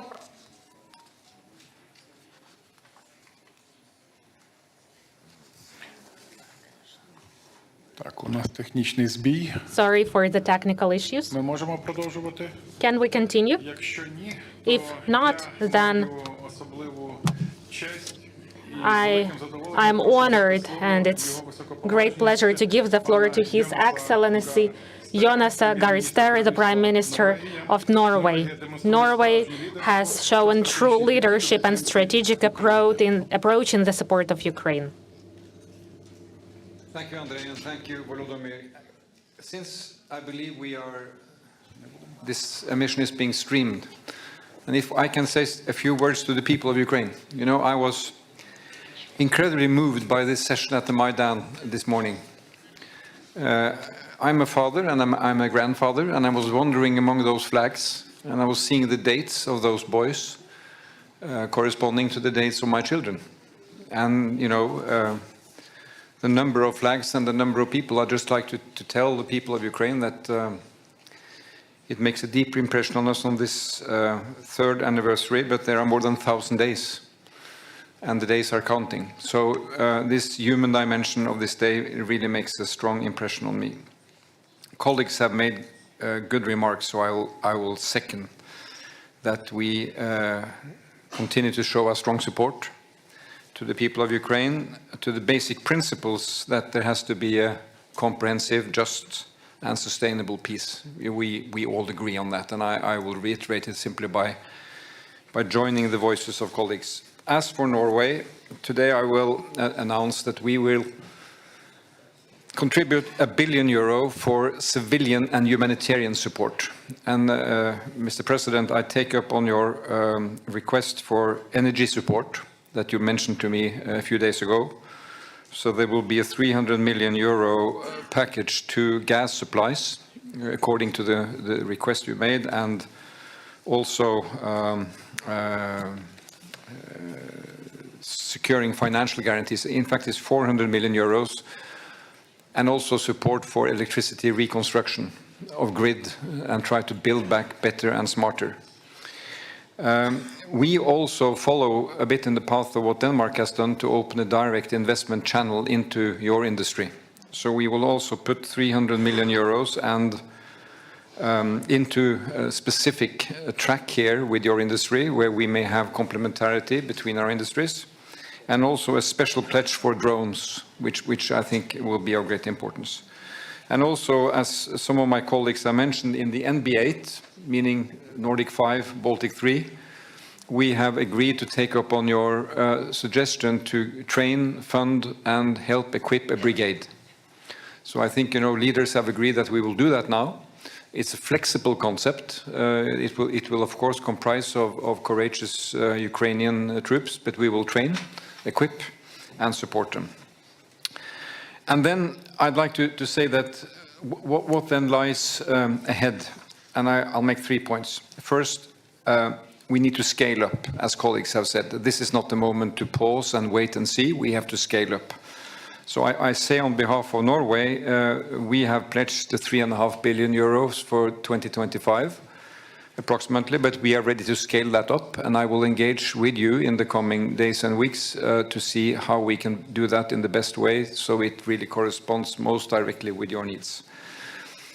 Secondly, I'd like to second President Stubb on what he was saying about process, because I think this is absolutely key, that we make a real reflection on what this peace process means and how Europe can add substance and momentum to that one. There is now talks between US and Russia, but I think Prime Minister Starmer said it diplomatically: we need to get the fundamentals right.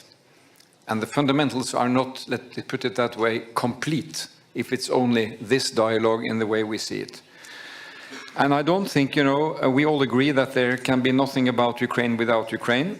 But let me put it this way bluntly: Europe cannot complain its way to the table. It cannot simply raise its hand and say, here are we, include us. Because I think the US president will say, what are you bringing? Why should you? And you get all this dialogue that we are experienced over these 4 or 5 weeks. So that means that Europe really has to get there through strength, politically, financially, and militarily. And allow me, President Costa, to say that, and Ursula, that I am not EU. I see Europe as being slightly more than EU here. It is, of course, the EU 27. Perhaps not all 27, but let's say EU 27. But then there is UK. Yeah, almost 28. Yeah. There is UK.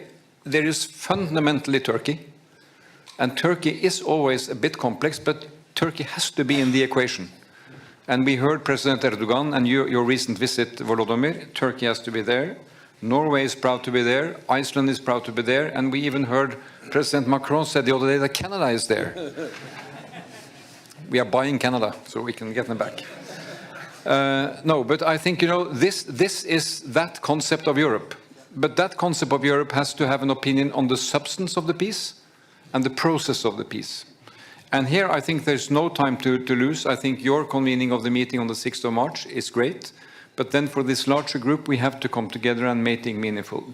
Macron is in Washington today, Starmer in another few days, but we have to bring this together. Because if we don't, there is not a European voice, and then we are simply much weaker.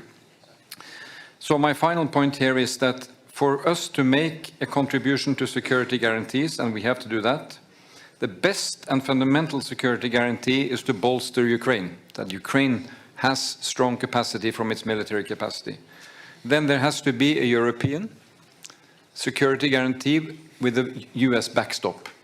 And I think we should not give up on that, because it should really be in a fundamental US interest to see the value of this.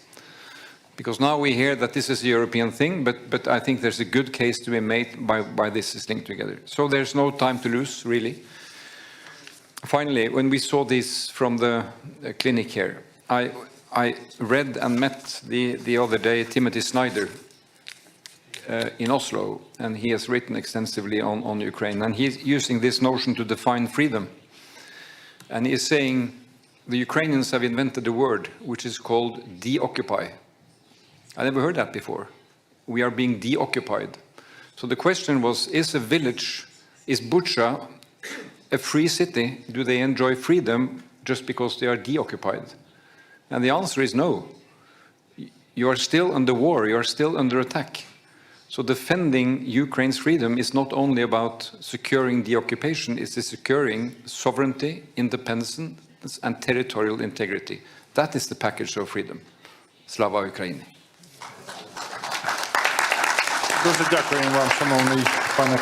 Thank you, Mr. Prime Minister. It's a great honor for me to pass the floor to Excellency Kyriakos Mitsotakis, the Prime Minister of Greece. And we are grateful for the practical and political support of our country. Thank you, dear Volodymyr. Dear colleagues, today we mark the 3rd anniversary of Russia's brutal and unprovoked invasion of Ukraine, a watershed moment that has shattered a long period of peace and stability in our continent. From the very beginning, Greece has steadfastly supported the sovereignty and territorial integrity of Ukraine. We have been unwavering in our calls for the respect of international law and the United Nations Charter. And Greece has faithfully stood by Ukraine, has provided vital military but also energy assistance. It has opened up its doors to thousands of refugees who fled the horrors of war. 3 years since the invasion began, I think it is an important opportunity to remember that the human toll has been immense. There's been so much suffering, so much destruction, so many lives that have been disrupted, and it is imperative that we all work towards bringing this to an end. And your sacrifices and the sacrifices of your people, dear Volodymyr, cannot be in vain. And I think it is important to take a step back and recognize that your resilience and your courage, your personal courage, has been remarkable. Ukraine, Europe, I think the whole world yearns for a just and lasting peace settlement. Ukraine deserves a peace that is forged through strength, and a peace that will respect its independence, but primarily will ensure its security. At the same time, I think it has been a common thread of all our interventions. Only Ukraine can, should, and will decide on accepting or rejecting any peace formula. No one can make this decision for Kiev. and it must be ensured that Kiev is part of the process, and only Ukraine has the right to decide on its future. I think we have all agreed on two basic, simple principles: that a just peace cannot be confused with an unjust capitulation, nor can a temporary ceasefire be confused with a lasting peace. And we need a peace settlement with very clear security guarantees, which will act as deterrents and prevention in the future, guarantees that will be robust, that will be effective, so that any future aggression is deterred and peace is preserved. The stakes have never been higher, in particular for our European security, and we are willing to work together with the European, with our American, with our international partners towards facilitating the attainment of a lasting peace. But we in Europe also need to step up our commitment to our own collective European defense. Greece has been spending more than 3% of our GDP on defense, and the time has come for others to do the same. And after 3 years of war that have brought destruction on an unimaginable scale, we need to support this goal. We need to act with greater resolve. We must not only bring an end to the current conflict, but make sure that we forge a model for preventing such calamities in the future. The road ahead is not going to be easy.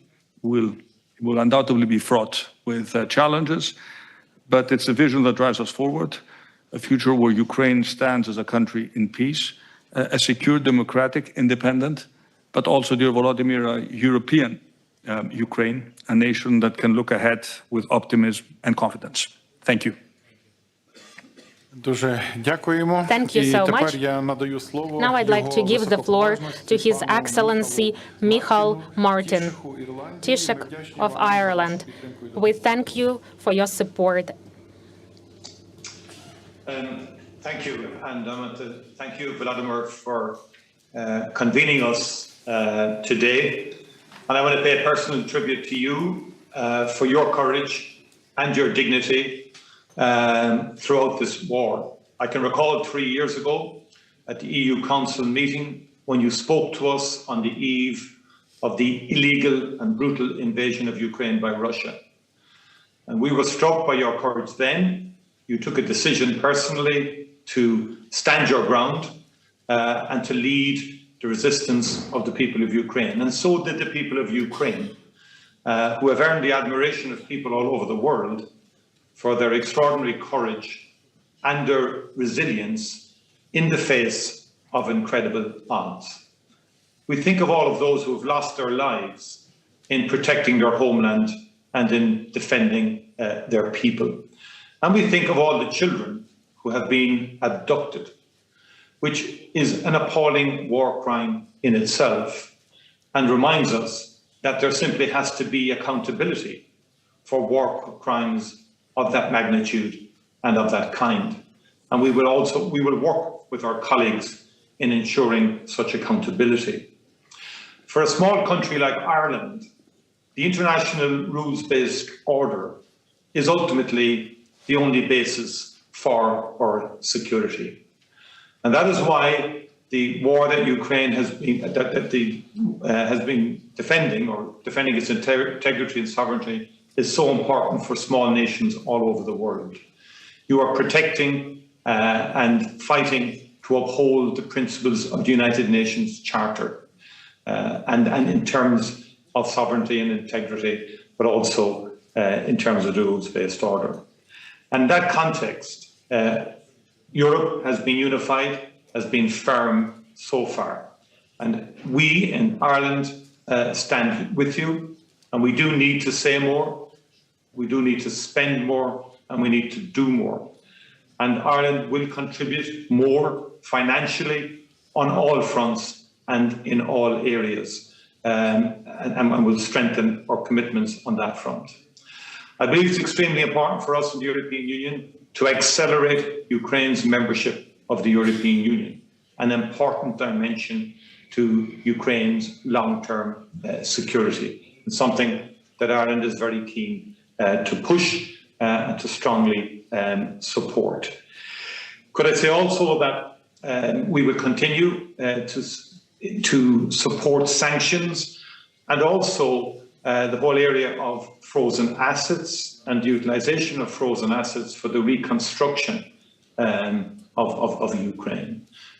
Because those who engage in illegal and brutal invasions and who breach the very basics of international rules and sovereignty have to know that ultimately there has to be a price for the destruction that has been wrought as a result of this war, particularly the destruction of the civilian and energy infrastructure of Ukraine itself.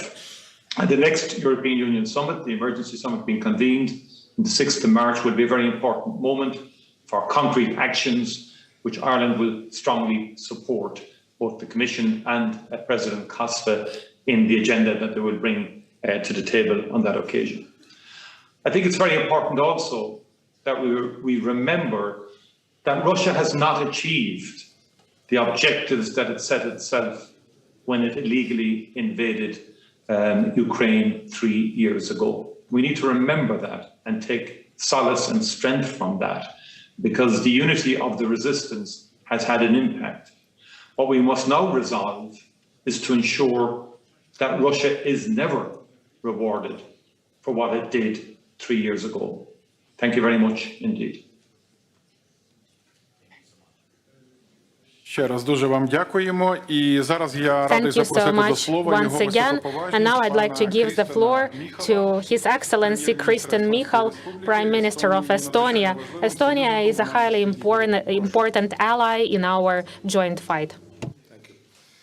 President Zelensky, dear colleagues, I'm very proud to be here on Estonia's 107th birthday. Today is the day. Standing by Ukraine to show the true meaning of friendship. Ukraine has shown the world the true meaning of resilience. In its monumental struggle against Russian aggression, Ukraine fights not just for its own freedom, but a world built on principles. A world where might does not make right, as Mette and Justin already said. Estonia will never recognize the changing of borders by force. We will always stand for your right to choose your own allies. Now is the time to do more and do it faster. We must speed up our support to Ukraine. Estonia increased its military aid to Ukraine by 25% last week. This comes on top of our commitment to allocate 0.25% of GDP annually to helping Ukraine. Together with Nordic Baltic countries, we support Ukraine by providing equipment and training to brigade-sized units. We are ready to do even more, if needed, to keep our commitment to make Ukraine stronger. We continue our work on Ukraine's reconstruction.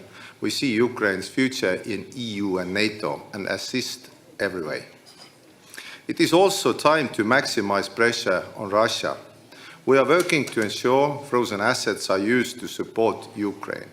Sanctions have already cut Russia off from the European financial and capital markets. Trade is severely limited. It is up to Europe to decide when and how we will change these measures. We, Europe, are forced to be reckoned with. I very much liked what Jonas already said, that you cannot complain yourself to the table. This comes through a push to cut Russia out of business. We fully support all the efforts of our partners to advance an ambitious aid to Ukraine and remain committed to maintaining open and constructive dialogue with the United States. Finally, a just and lasting peace requires the participation of Ukraine and Europe. Only Ukraine can decide its own terms for peace. No conditions should be imposed from the outside. No topic is off the table except one: surrender. Your fight is our fight, and your victory will be victory for European security. Slava Ukraini! Дуже вам дякуємо, шановний пане прем'єр-міністре. And right now I'd like to give the floor to His Excellency Daniel Grish, Prime Minister of Liechtenstein. We thank you for your support.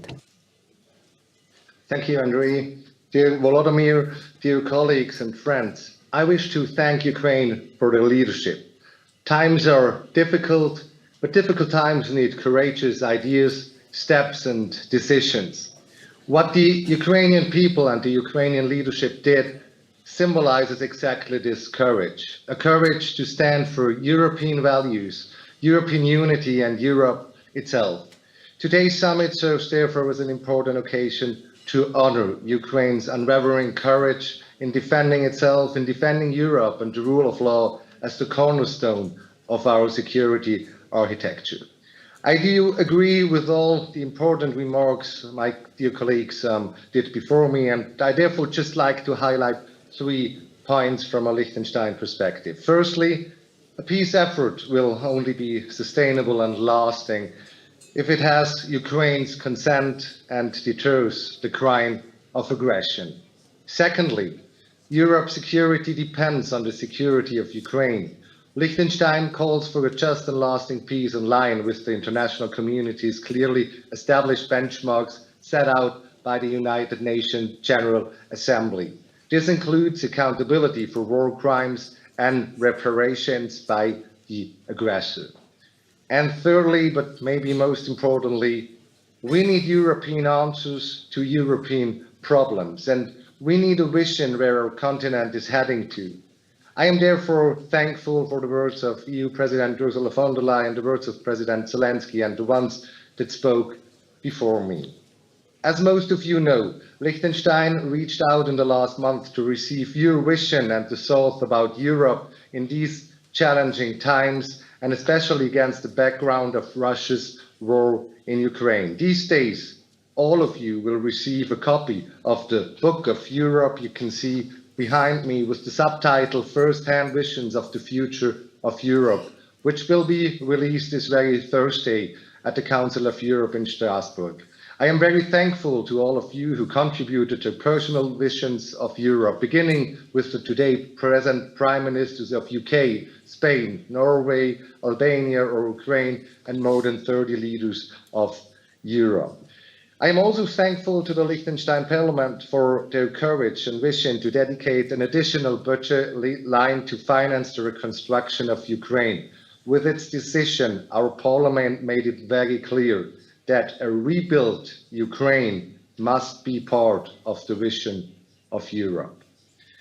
We all know that every cloud has a silver lining, and for me, that silver lining of the current situation is that we in Europe stand together to continue to work on a good, strong and united Europe. A Europe where, like in a team, every member contributes and adds value based on its capabilities and strengths. Slava Ukraini, Slava Європі.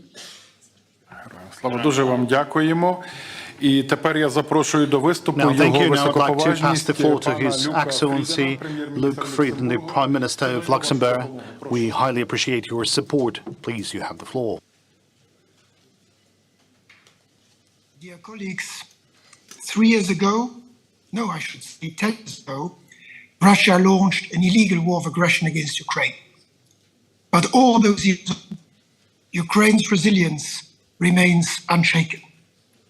On this occasion, I would therefore like to pay a tribute to the thousands of brave Ukrainians that have made the ultimate sacrifice, and to the courage of the millions of Ukrainians that continue to endure unimaginable suffering, fear, and to defend our freedom.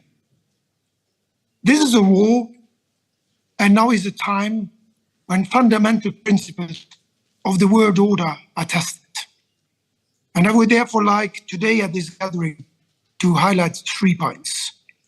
First, when international law is trampled on, when the principles enshrined in the UN Charter are violated, the price we all end up having to pay is high, especially for smaller nations. As Miguel from Ireland also stressed a few moments ago. Ukraine's fight is therefore our fight. Because if we allow aggression to succeed, it will happen again.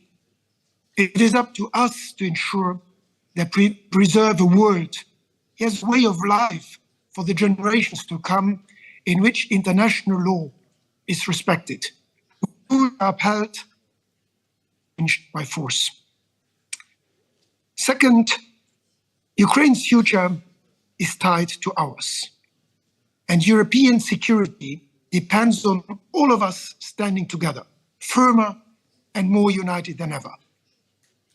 This means strengthening our Europe and our collective support, militarily, financially, and politically, to ensure Ukraine not endures, but prevails.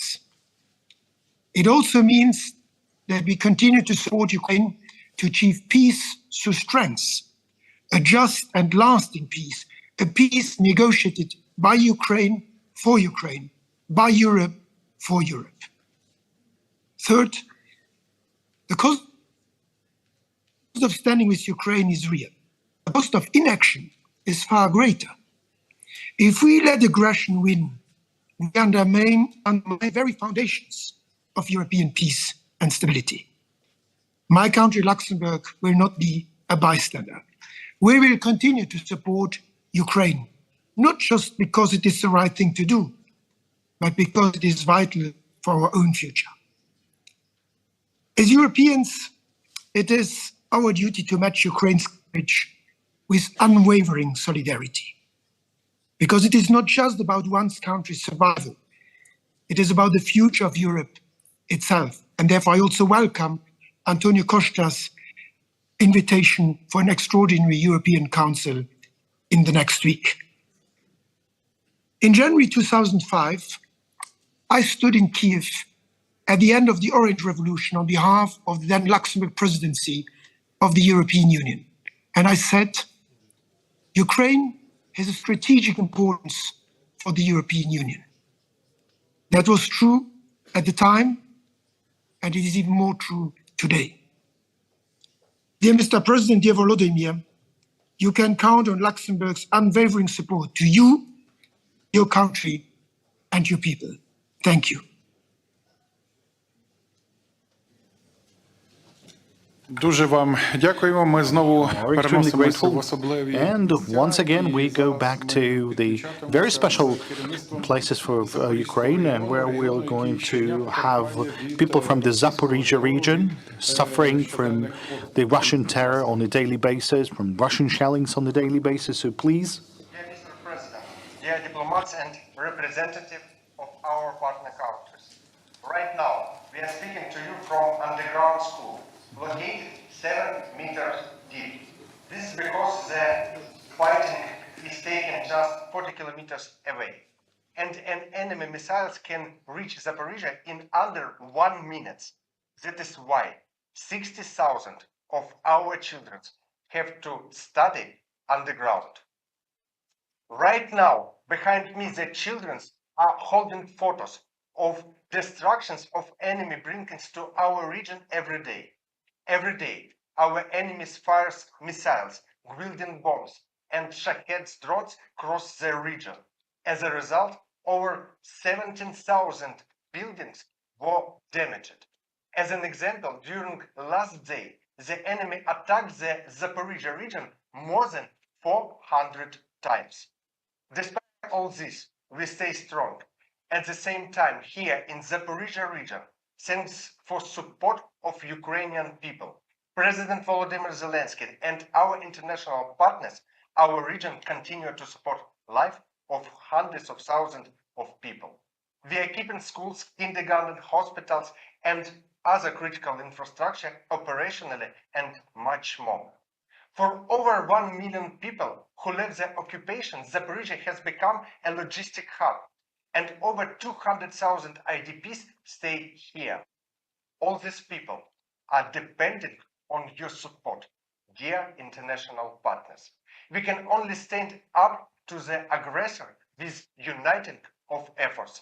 We thank everyone who stands by our people in this challenging time. Our region continues to unbreak important work to the front line. Together, we will win.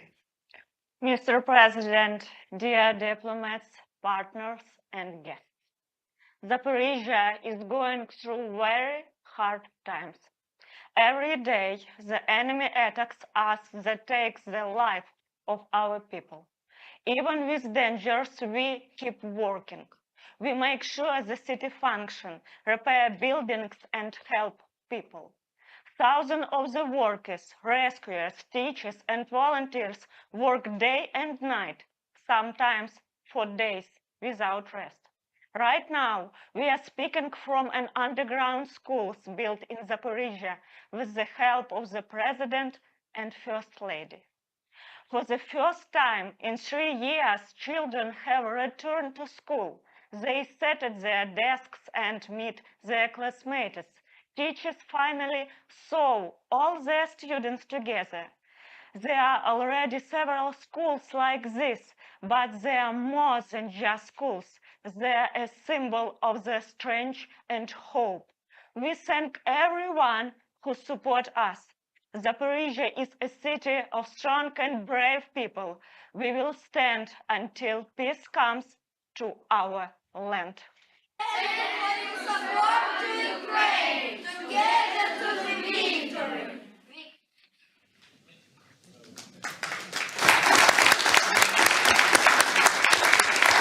Дуже дякуємо вам за стійкість. We are extremely grateful for your resilience. Now I'd like to pass the floor to Her Excellency Kristrún Frostadóttir, the Prime Minister of Iceland. I thank you for your active support to Ukraine.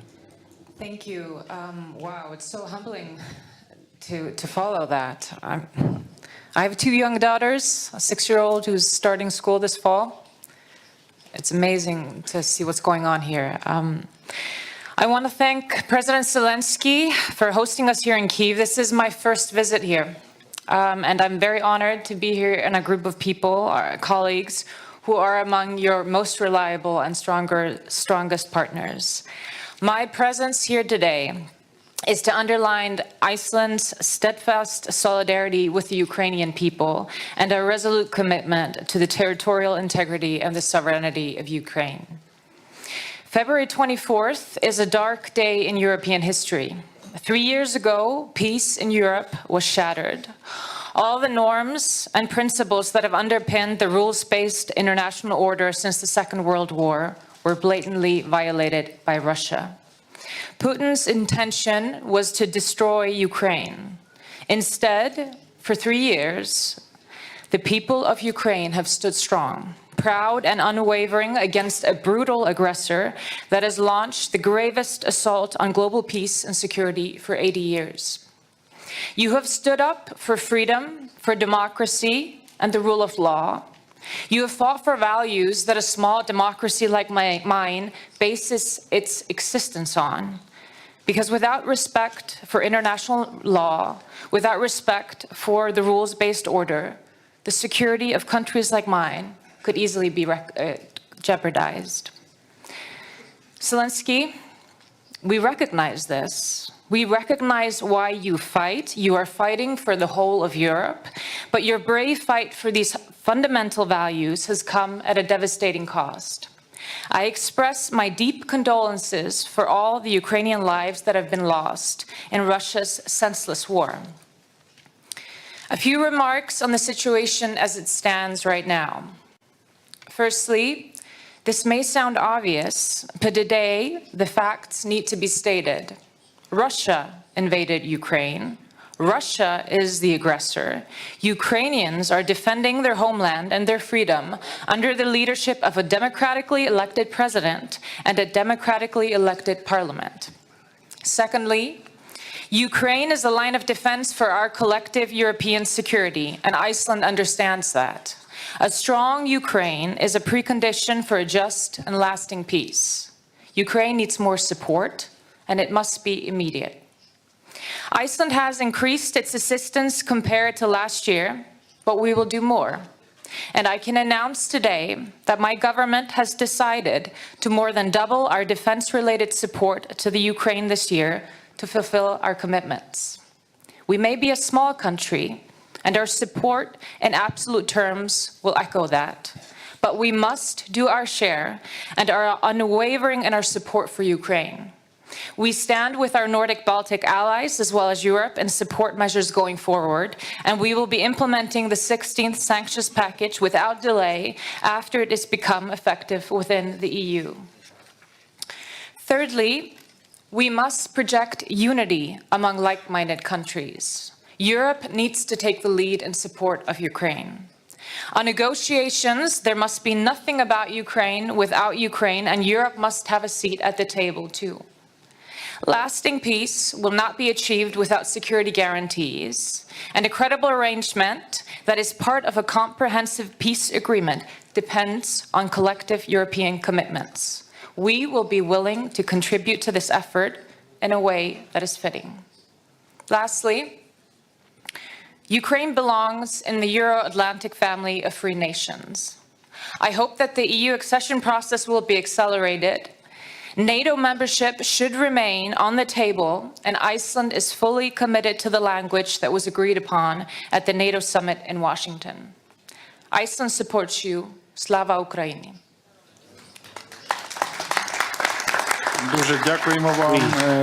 Thank you. Now I'd like to pass the floor to His Excellency Milorad Spajic, the Prime Minister of Montenegro. We are highly appreciating your support. Dear President Zelensky, dear colleagues, it is both an honor and a privilege to address you today at this pivotal summit, which marks the third anniversary of the full-scale Russian invasion of Ukraine. This is an important moment for us to reaffirm our unity in support of Ukraine's sovereignty, territorial integrity and freedom. This aggression has escalated into the most profound security and humanitarian crisis Europe has faced in decades. For the last 3 years, we have witnessed the horrors of war and daily attacks on Ukrainians, their homes and their lives. Yet, they are still struggling for their homeland. But this is not only a fight for Ukraine. This is a fight for freedom, justice and peace across the globe, aimed at preserving a world where dialogue, not war, resolves disputes. We in the Western Balkans have felt the destabilizing effect of this conflict too. For years, Russia has waged hybrid economic and information warfare aimed at undermining the security of the region. Montenegro condemns Russian ongoing invasion. We stand firm in our support for Ukraine's territorial integrity and sovereignty within its internationally recognized borders. Therefore, since the onset of the war, Montenegro has provided substantial support to Ukraine, including military aid and financial assistance. Montenegro has been the first country outside of the EU which has opened its doors to those fleeing the horrors of war. By providing temporary protection, safe shelter, healthcare, and education for thousands of people from Ukraine, we have demonstrated our shared humanity and shown that the compassion is the truest form of the strength. As a steadfast ally within NATO and the most advanced candidate country in the negotiation process with the EU, Montenegro supports Ukraine's aspirations to join these organizations. We diligently work on necessary reforms and support each other in fulfilling memberships. Moreover, our two countries are currently negotiating an agreement on security cooperation and long-term support. This agreement will strengthen our defense and security ties, focusing on military assistance, defense industry collaboration, intelligence sharing, and countering cyber and hybrid threats. In addition to that, in close cooperation with our EU and NATO partners, Montenegro has fully aligned with sanctions against Russian Federation, targeting critical sectors including finance, energy, transport, and technology. Ladies and gentlemen, Montenegro knows very well the price of peace, the importance of independence, and the sacrifice it demands. Our history has taught us that freedom is a gift earned through resilience, unity, and unwavering resolve. It is in this spirit that we stand by Ukraine in its fight for the principles that bind us all: democracy, economic security, human rights, rule of law, liberty, dignity, and patriotism. While Montenegro strongly supports the beginning of diplomatic efforts to resolve the conflict, it is essential that any peace be fair, just, and uphold Ukraine's sovereignty and right to chart its own path and orientation for the future. Thank you very much. Slava Ukraini. Дуже вам дякуємо. We are extremely grateful for the statement, and I'm happy to pass the floor to His Excellency Robert Golob, the Prime Minister of the Republic of Slovenia. We highly appreciate your support. Dear colleagues, today we mark a grim anniversary, 3 years since the start of the Russia brutal, unprovoked and illegal aggression on Ukraine. 3 years of gross violations of international law. Russia has ruthlessly trampled all principles and norms that the international community together agreed to guide us in our relations. Today, even more than usual, my thoughts are with the families, friends and close ones of all the Ukrainian victims, with all the Ukrainian people. We have said it so many times and we will continue saying it with the same vigor. Slovenia stands in solidarity with the Ukrainian people as they defend their homeland. And they are not fighting only for their country, but for our common values, freedom, democracy, and human dignity.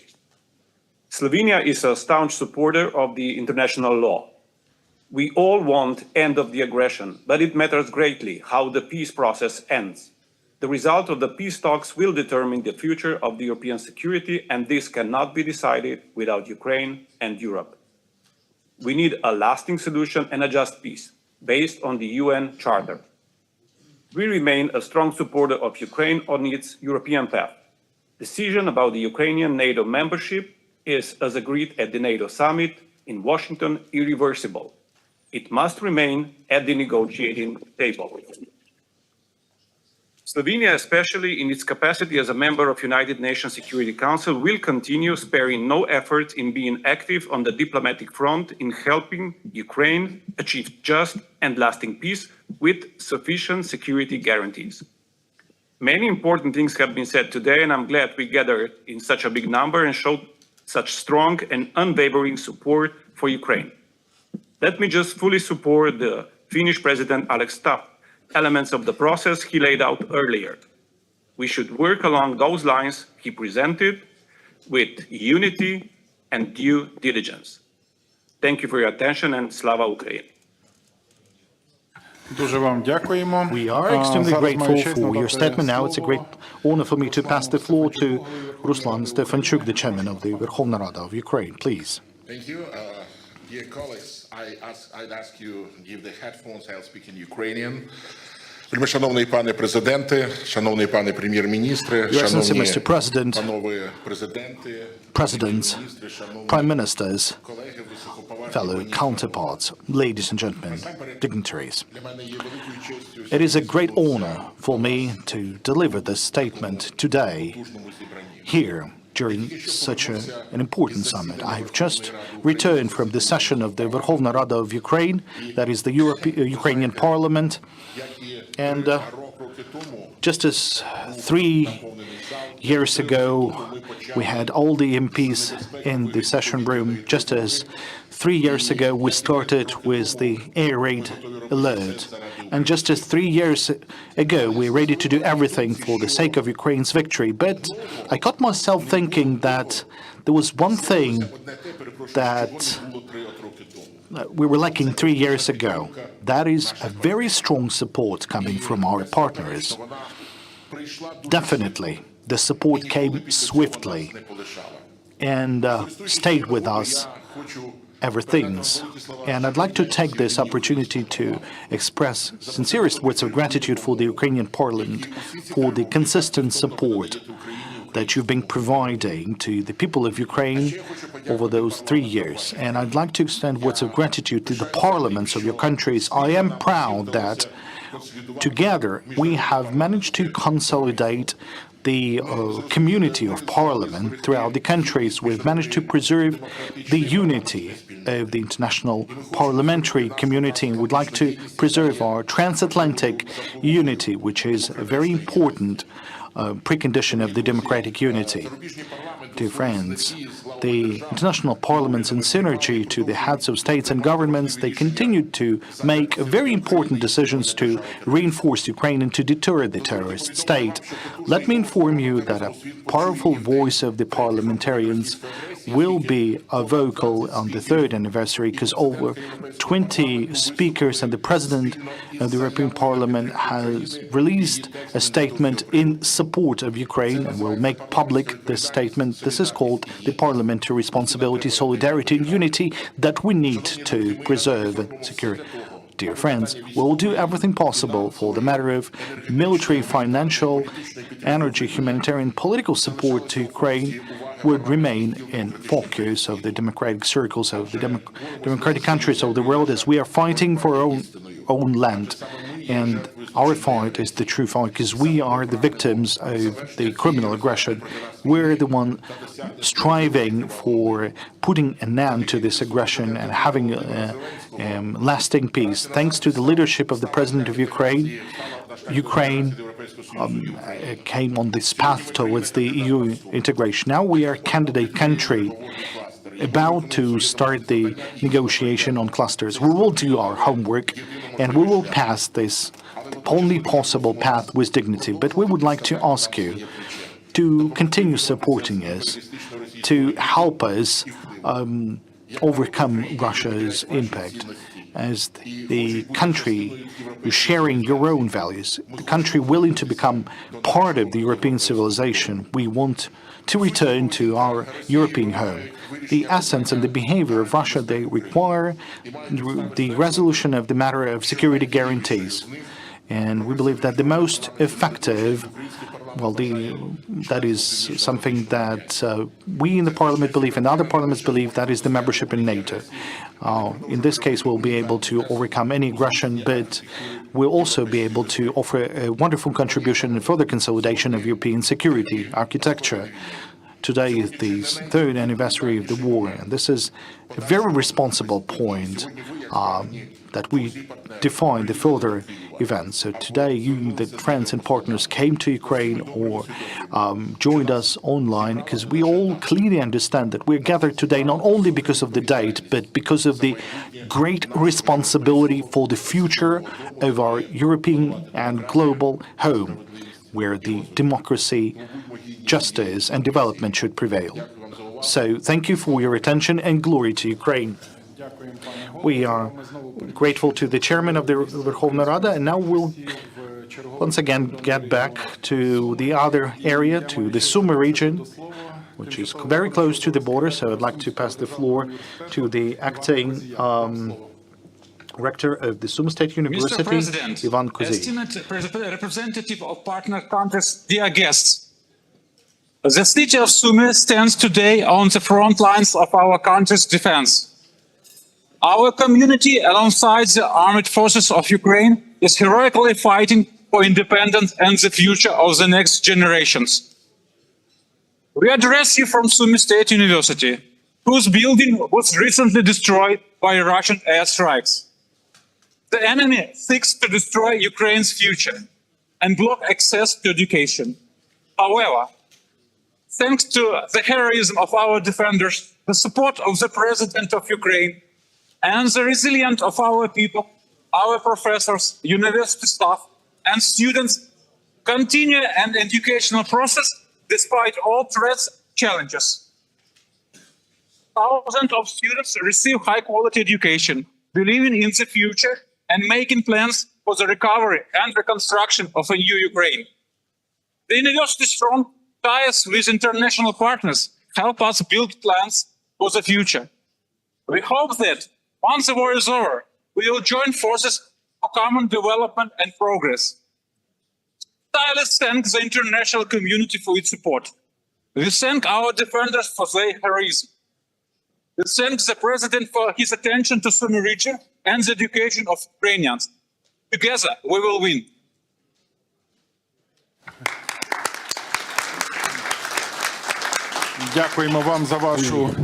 I'm grateful for your resilience. Now we go back to our very close allies, and I would like to pass the floor to His Excellency Antonio Tajani, the Vice Prime Minister and Minister of Foreign Affairs of Italy. In this decisive time for Europe, we highly appreciate the strong support coming from Italy. Please. Dear President Zelensky, 3 years already passed from the beginning of the war launched by Russia to invade Ukraine, 3 years of resistance of the Ukrainian people on battlefields and in the cities. The Ukrainian people show the courage on the front line, but also in their everyday life. Today, we join you in paying tribute to them. In all this time, the Italian government has been at your side in the effort for a just peace. This cannot be a surrender of Ukraine. Italy is working with its friends and partners for peace. Peace is our goal. There will be no negotiation without Ukraine and without Europe. It's impossible to achieve an agreement in favor of peace without Ukraine and without Europe. This is very important for us. Peace must come with strong security guarantees for Ukraine. It must be real, strong and lasting to prevent Europe from facing war again. We look forward to discussing together the future of Ukraine, its reconstruction, cultural exchange, trade. We want tourists to visit Ukrainian cities, Ukrainian students to visit Italy and our university to work together. Italy is in the first line on the reconstruction, with a special focus on energy sector, crucial for families, especially in the winter. We are working hard together for organizing an international conference on reconstruction that will host in Rome on the 10 and 11 July. And we want to organize a big success for Ukraine. For 3 difficult years, Italy stood with Ukraine, and it will continue to do so. For a future of peace, growth, prosperity, and most importantly, freedom. Slava Ukraini! Дуже дякуємо вам. We are extremely grateful to you. And now, it's a great pleasure for me to pass the floor to Denis Shmyhal, the Prime Minister of Ukraine. Please, you have the floor. Distinguished leaders of Europe and the world, Excellencies, Mr. President, dear colleagues, partners, first of all, let me express the highest appreciation and gratitude to all of you, to your countries, to your nations, for your unwavering support during these 3 years, from the very beginning till today, till our victory, till our mutual victory, I would say. Today we stand at the epicenter of historic events that will define the future of our countries, our people, and the values we cherish. For 3 years, Russia has waged a brutal full-scale war against our country. Its goal is not only to destroy Ukraine, but also to dismantle Europe and the global order itself. They intend to destroy the Europe that gave birth to democracy, the Europe where human dignity and human rights are paramount. For years now, Russia has been waging a hybrid war against European nations, and this reality can no longer be ignored. The enemy targets our core values: freedom, human rights, unity, and cooperation aimed at building our common future. The Kremlin seeks to fragment the European continent piece by piece, aiming to dominate each part individually. Only through collective unity we can effectively resist this aggression. Right now, no country in the world has more frontline experience effectively confronting Russia than Ukraine. Behind us stands a battle-hardened army and an innovative defense industry. Ukraine holds the keys to Europe's energy independence, critical raw materials autonomy, and the potential to establish a major manufacturing and logistical hub for the entire continent. Ukraine always has been and always will be an integral part of the Creator European family. Our unity is the guarantee of our security and economic prosperity. As long as we stand shoulder to shoulder, nothing and no one can defeat us. Today, Ukraine is paying the highest price imaginable in this war against Russia. In lives lost, infrastructure destroyed, and severe economic damage. With our resistance, we have bought Europe valuable time. Time to unify, time to act decisively, and time to implement concrete measures to safeguard the continent from catastrophe. We cannot afford to waste this opportunity. Even years ago, when Russia annexed Crimea and started war in Donbass, many saw it merely as passing clouds in an otherwise clear sky. Today, a massive storm of war rages at the heart of Europe, a storm that could at any moment move further west. That is why now is the moment for decisive and unified action to protect European security. Ukraine is already doing everything possible to defend our shared home, and we will continue to do so. We trust that Europe and the entire international community will respond with courage to this defining moment through decisive actions, visionary leadership, and unwavering solidarity. It's time for a strong, united Europe, a Europe in which a strong Ukraine takes its rightful place. Thank you for your support. Thank you for your participation in today's forum. Slava Ukraini. Thank you. Thank you, dear Prime Minister. Now I'd like to give the floor His Excellency Petr Kmec, Vice Prime Minister on recovery, sustainability and the use of Eurofunds of Slovakia. So we value your support. Thank you very much, dear President Zelensky, Your Excellencies, ladies and gentlemen. Thank you for the opportunity to address this assembly. In recent years, Europe has witnessed a total war that was not experienced in many decades. 3 years of Russia's invasion of Ukraine, 3 years of hostilities, huge number of human casualties, extreme destruction of the Ukrainian economy and infrastructure. Moreover, past weeks has also shown a shift in the United States' approach to foreign policy. This shift has prompted a necessary re-evaluation of our collective security framework that has been broadly discussed also at this forum. The new US administration has undertaken steps to start the process that might lead to peace talks. However, Ukraine and the EU must be at the table. It's the quality of the outcome that will determine European and Ukrainian security and stability in the longer term. Slovakia has consistently called for a peaceful resolution of the war, which would prevent the loss of civilian life, importantly, maintaining Ukraine's sovereignty and political independence in line with international law. Against this backdrop, we support every effort leading to a comprehensive, just and lasting peace. A comprehensive and just peace is a prerequisite for lasting peace. Robust security guarantees for Ukraine are a critical precondition for achieving sustainable solution. Nevertheless, future engagement of the US in the security guarantees for Ukraine is essential.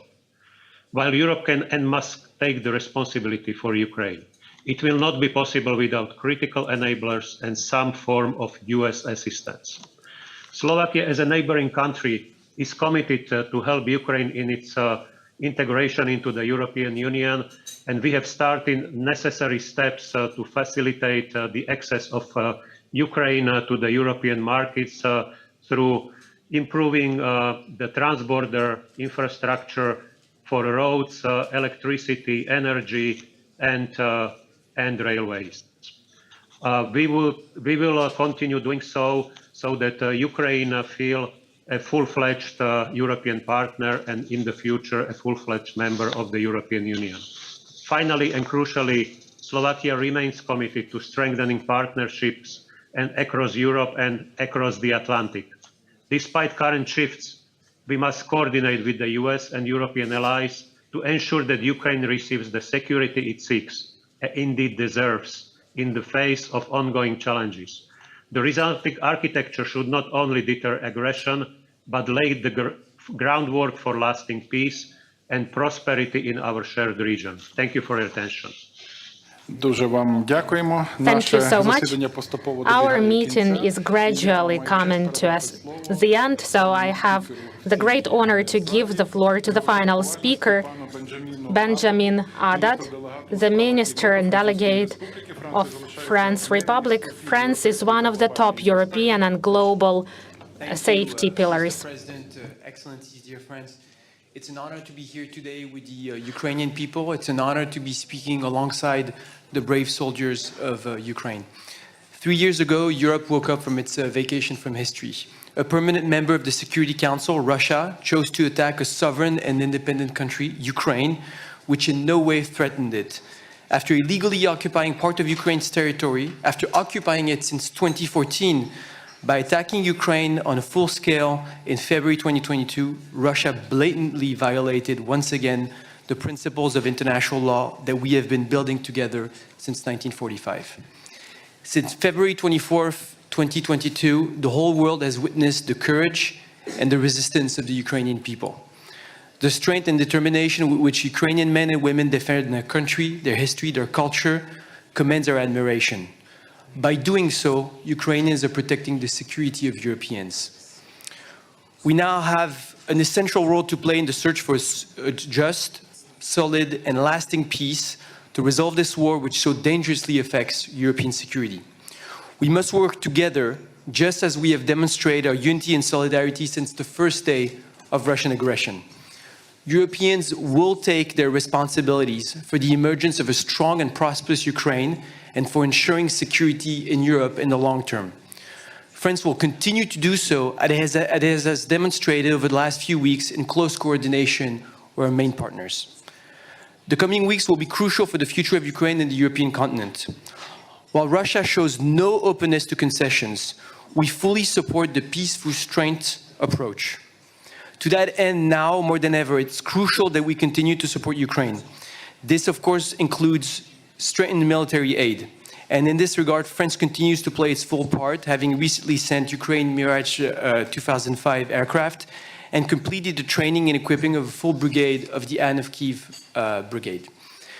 To meet Ukraine's military, economic, financial, and humanitarian needs, and to support Ukrainian refugees on their territory, the European Union and its member states have spent together more than 135 billion euros, more than any other partner.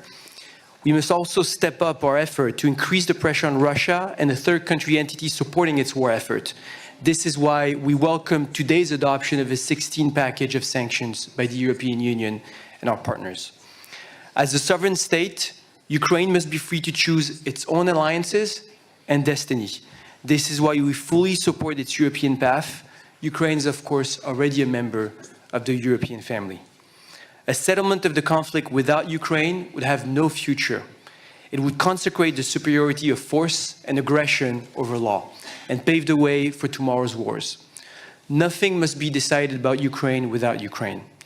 To be just and lasting, peace must respect the United Nations Charter and its principles, and thus the sovereignty and territorial integrity of Ukraine. Russia's aggression constitutes a direct existential threat to the entire European continent. Europe, whose security is at stake, must take part of the negotiation and the long-term security guarantees to resolve the conflict.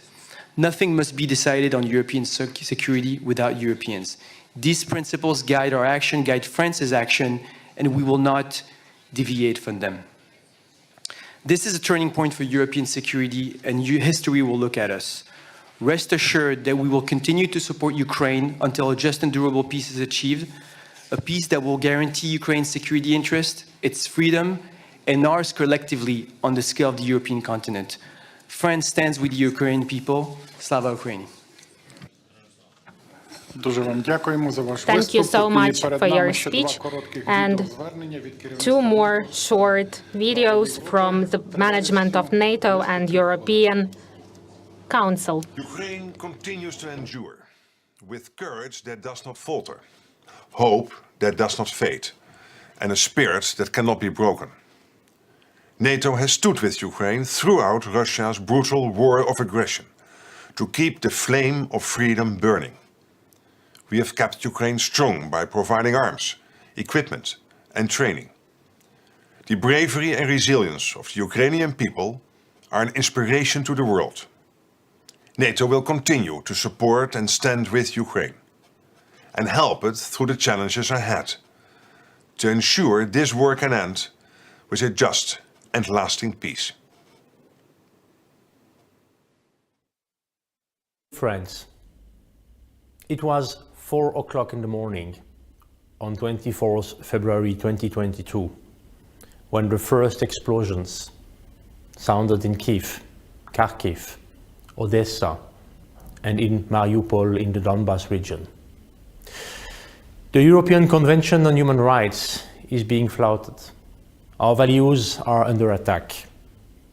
And the very next day, the procedure for excluding Russia from the Council of Europe was initiated.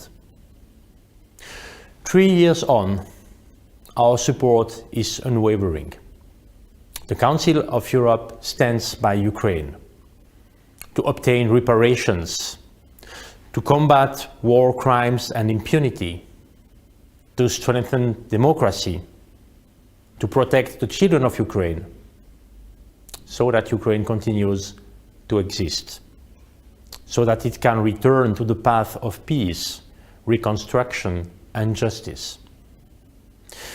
Because Ukraine's future is European, we are writing this future together, based on the values we share, those of a free and sovereign Ukraine, those of a just and lasting peace, the values of a strong and united Europe throughout our continent and the world. Thank you so much. And at this part, the official part of the summit, Support Ukraine, is finishing. We want to thank our guests, leaders, for unwavering support. We feel this unity. We feel this support from your nations, your states. We feel your leadership. I announce the next element of the program, joint press conference. Thank you.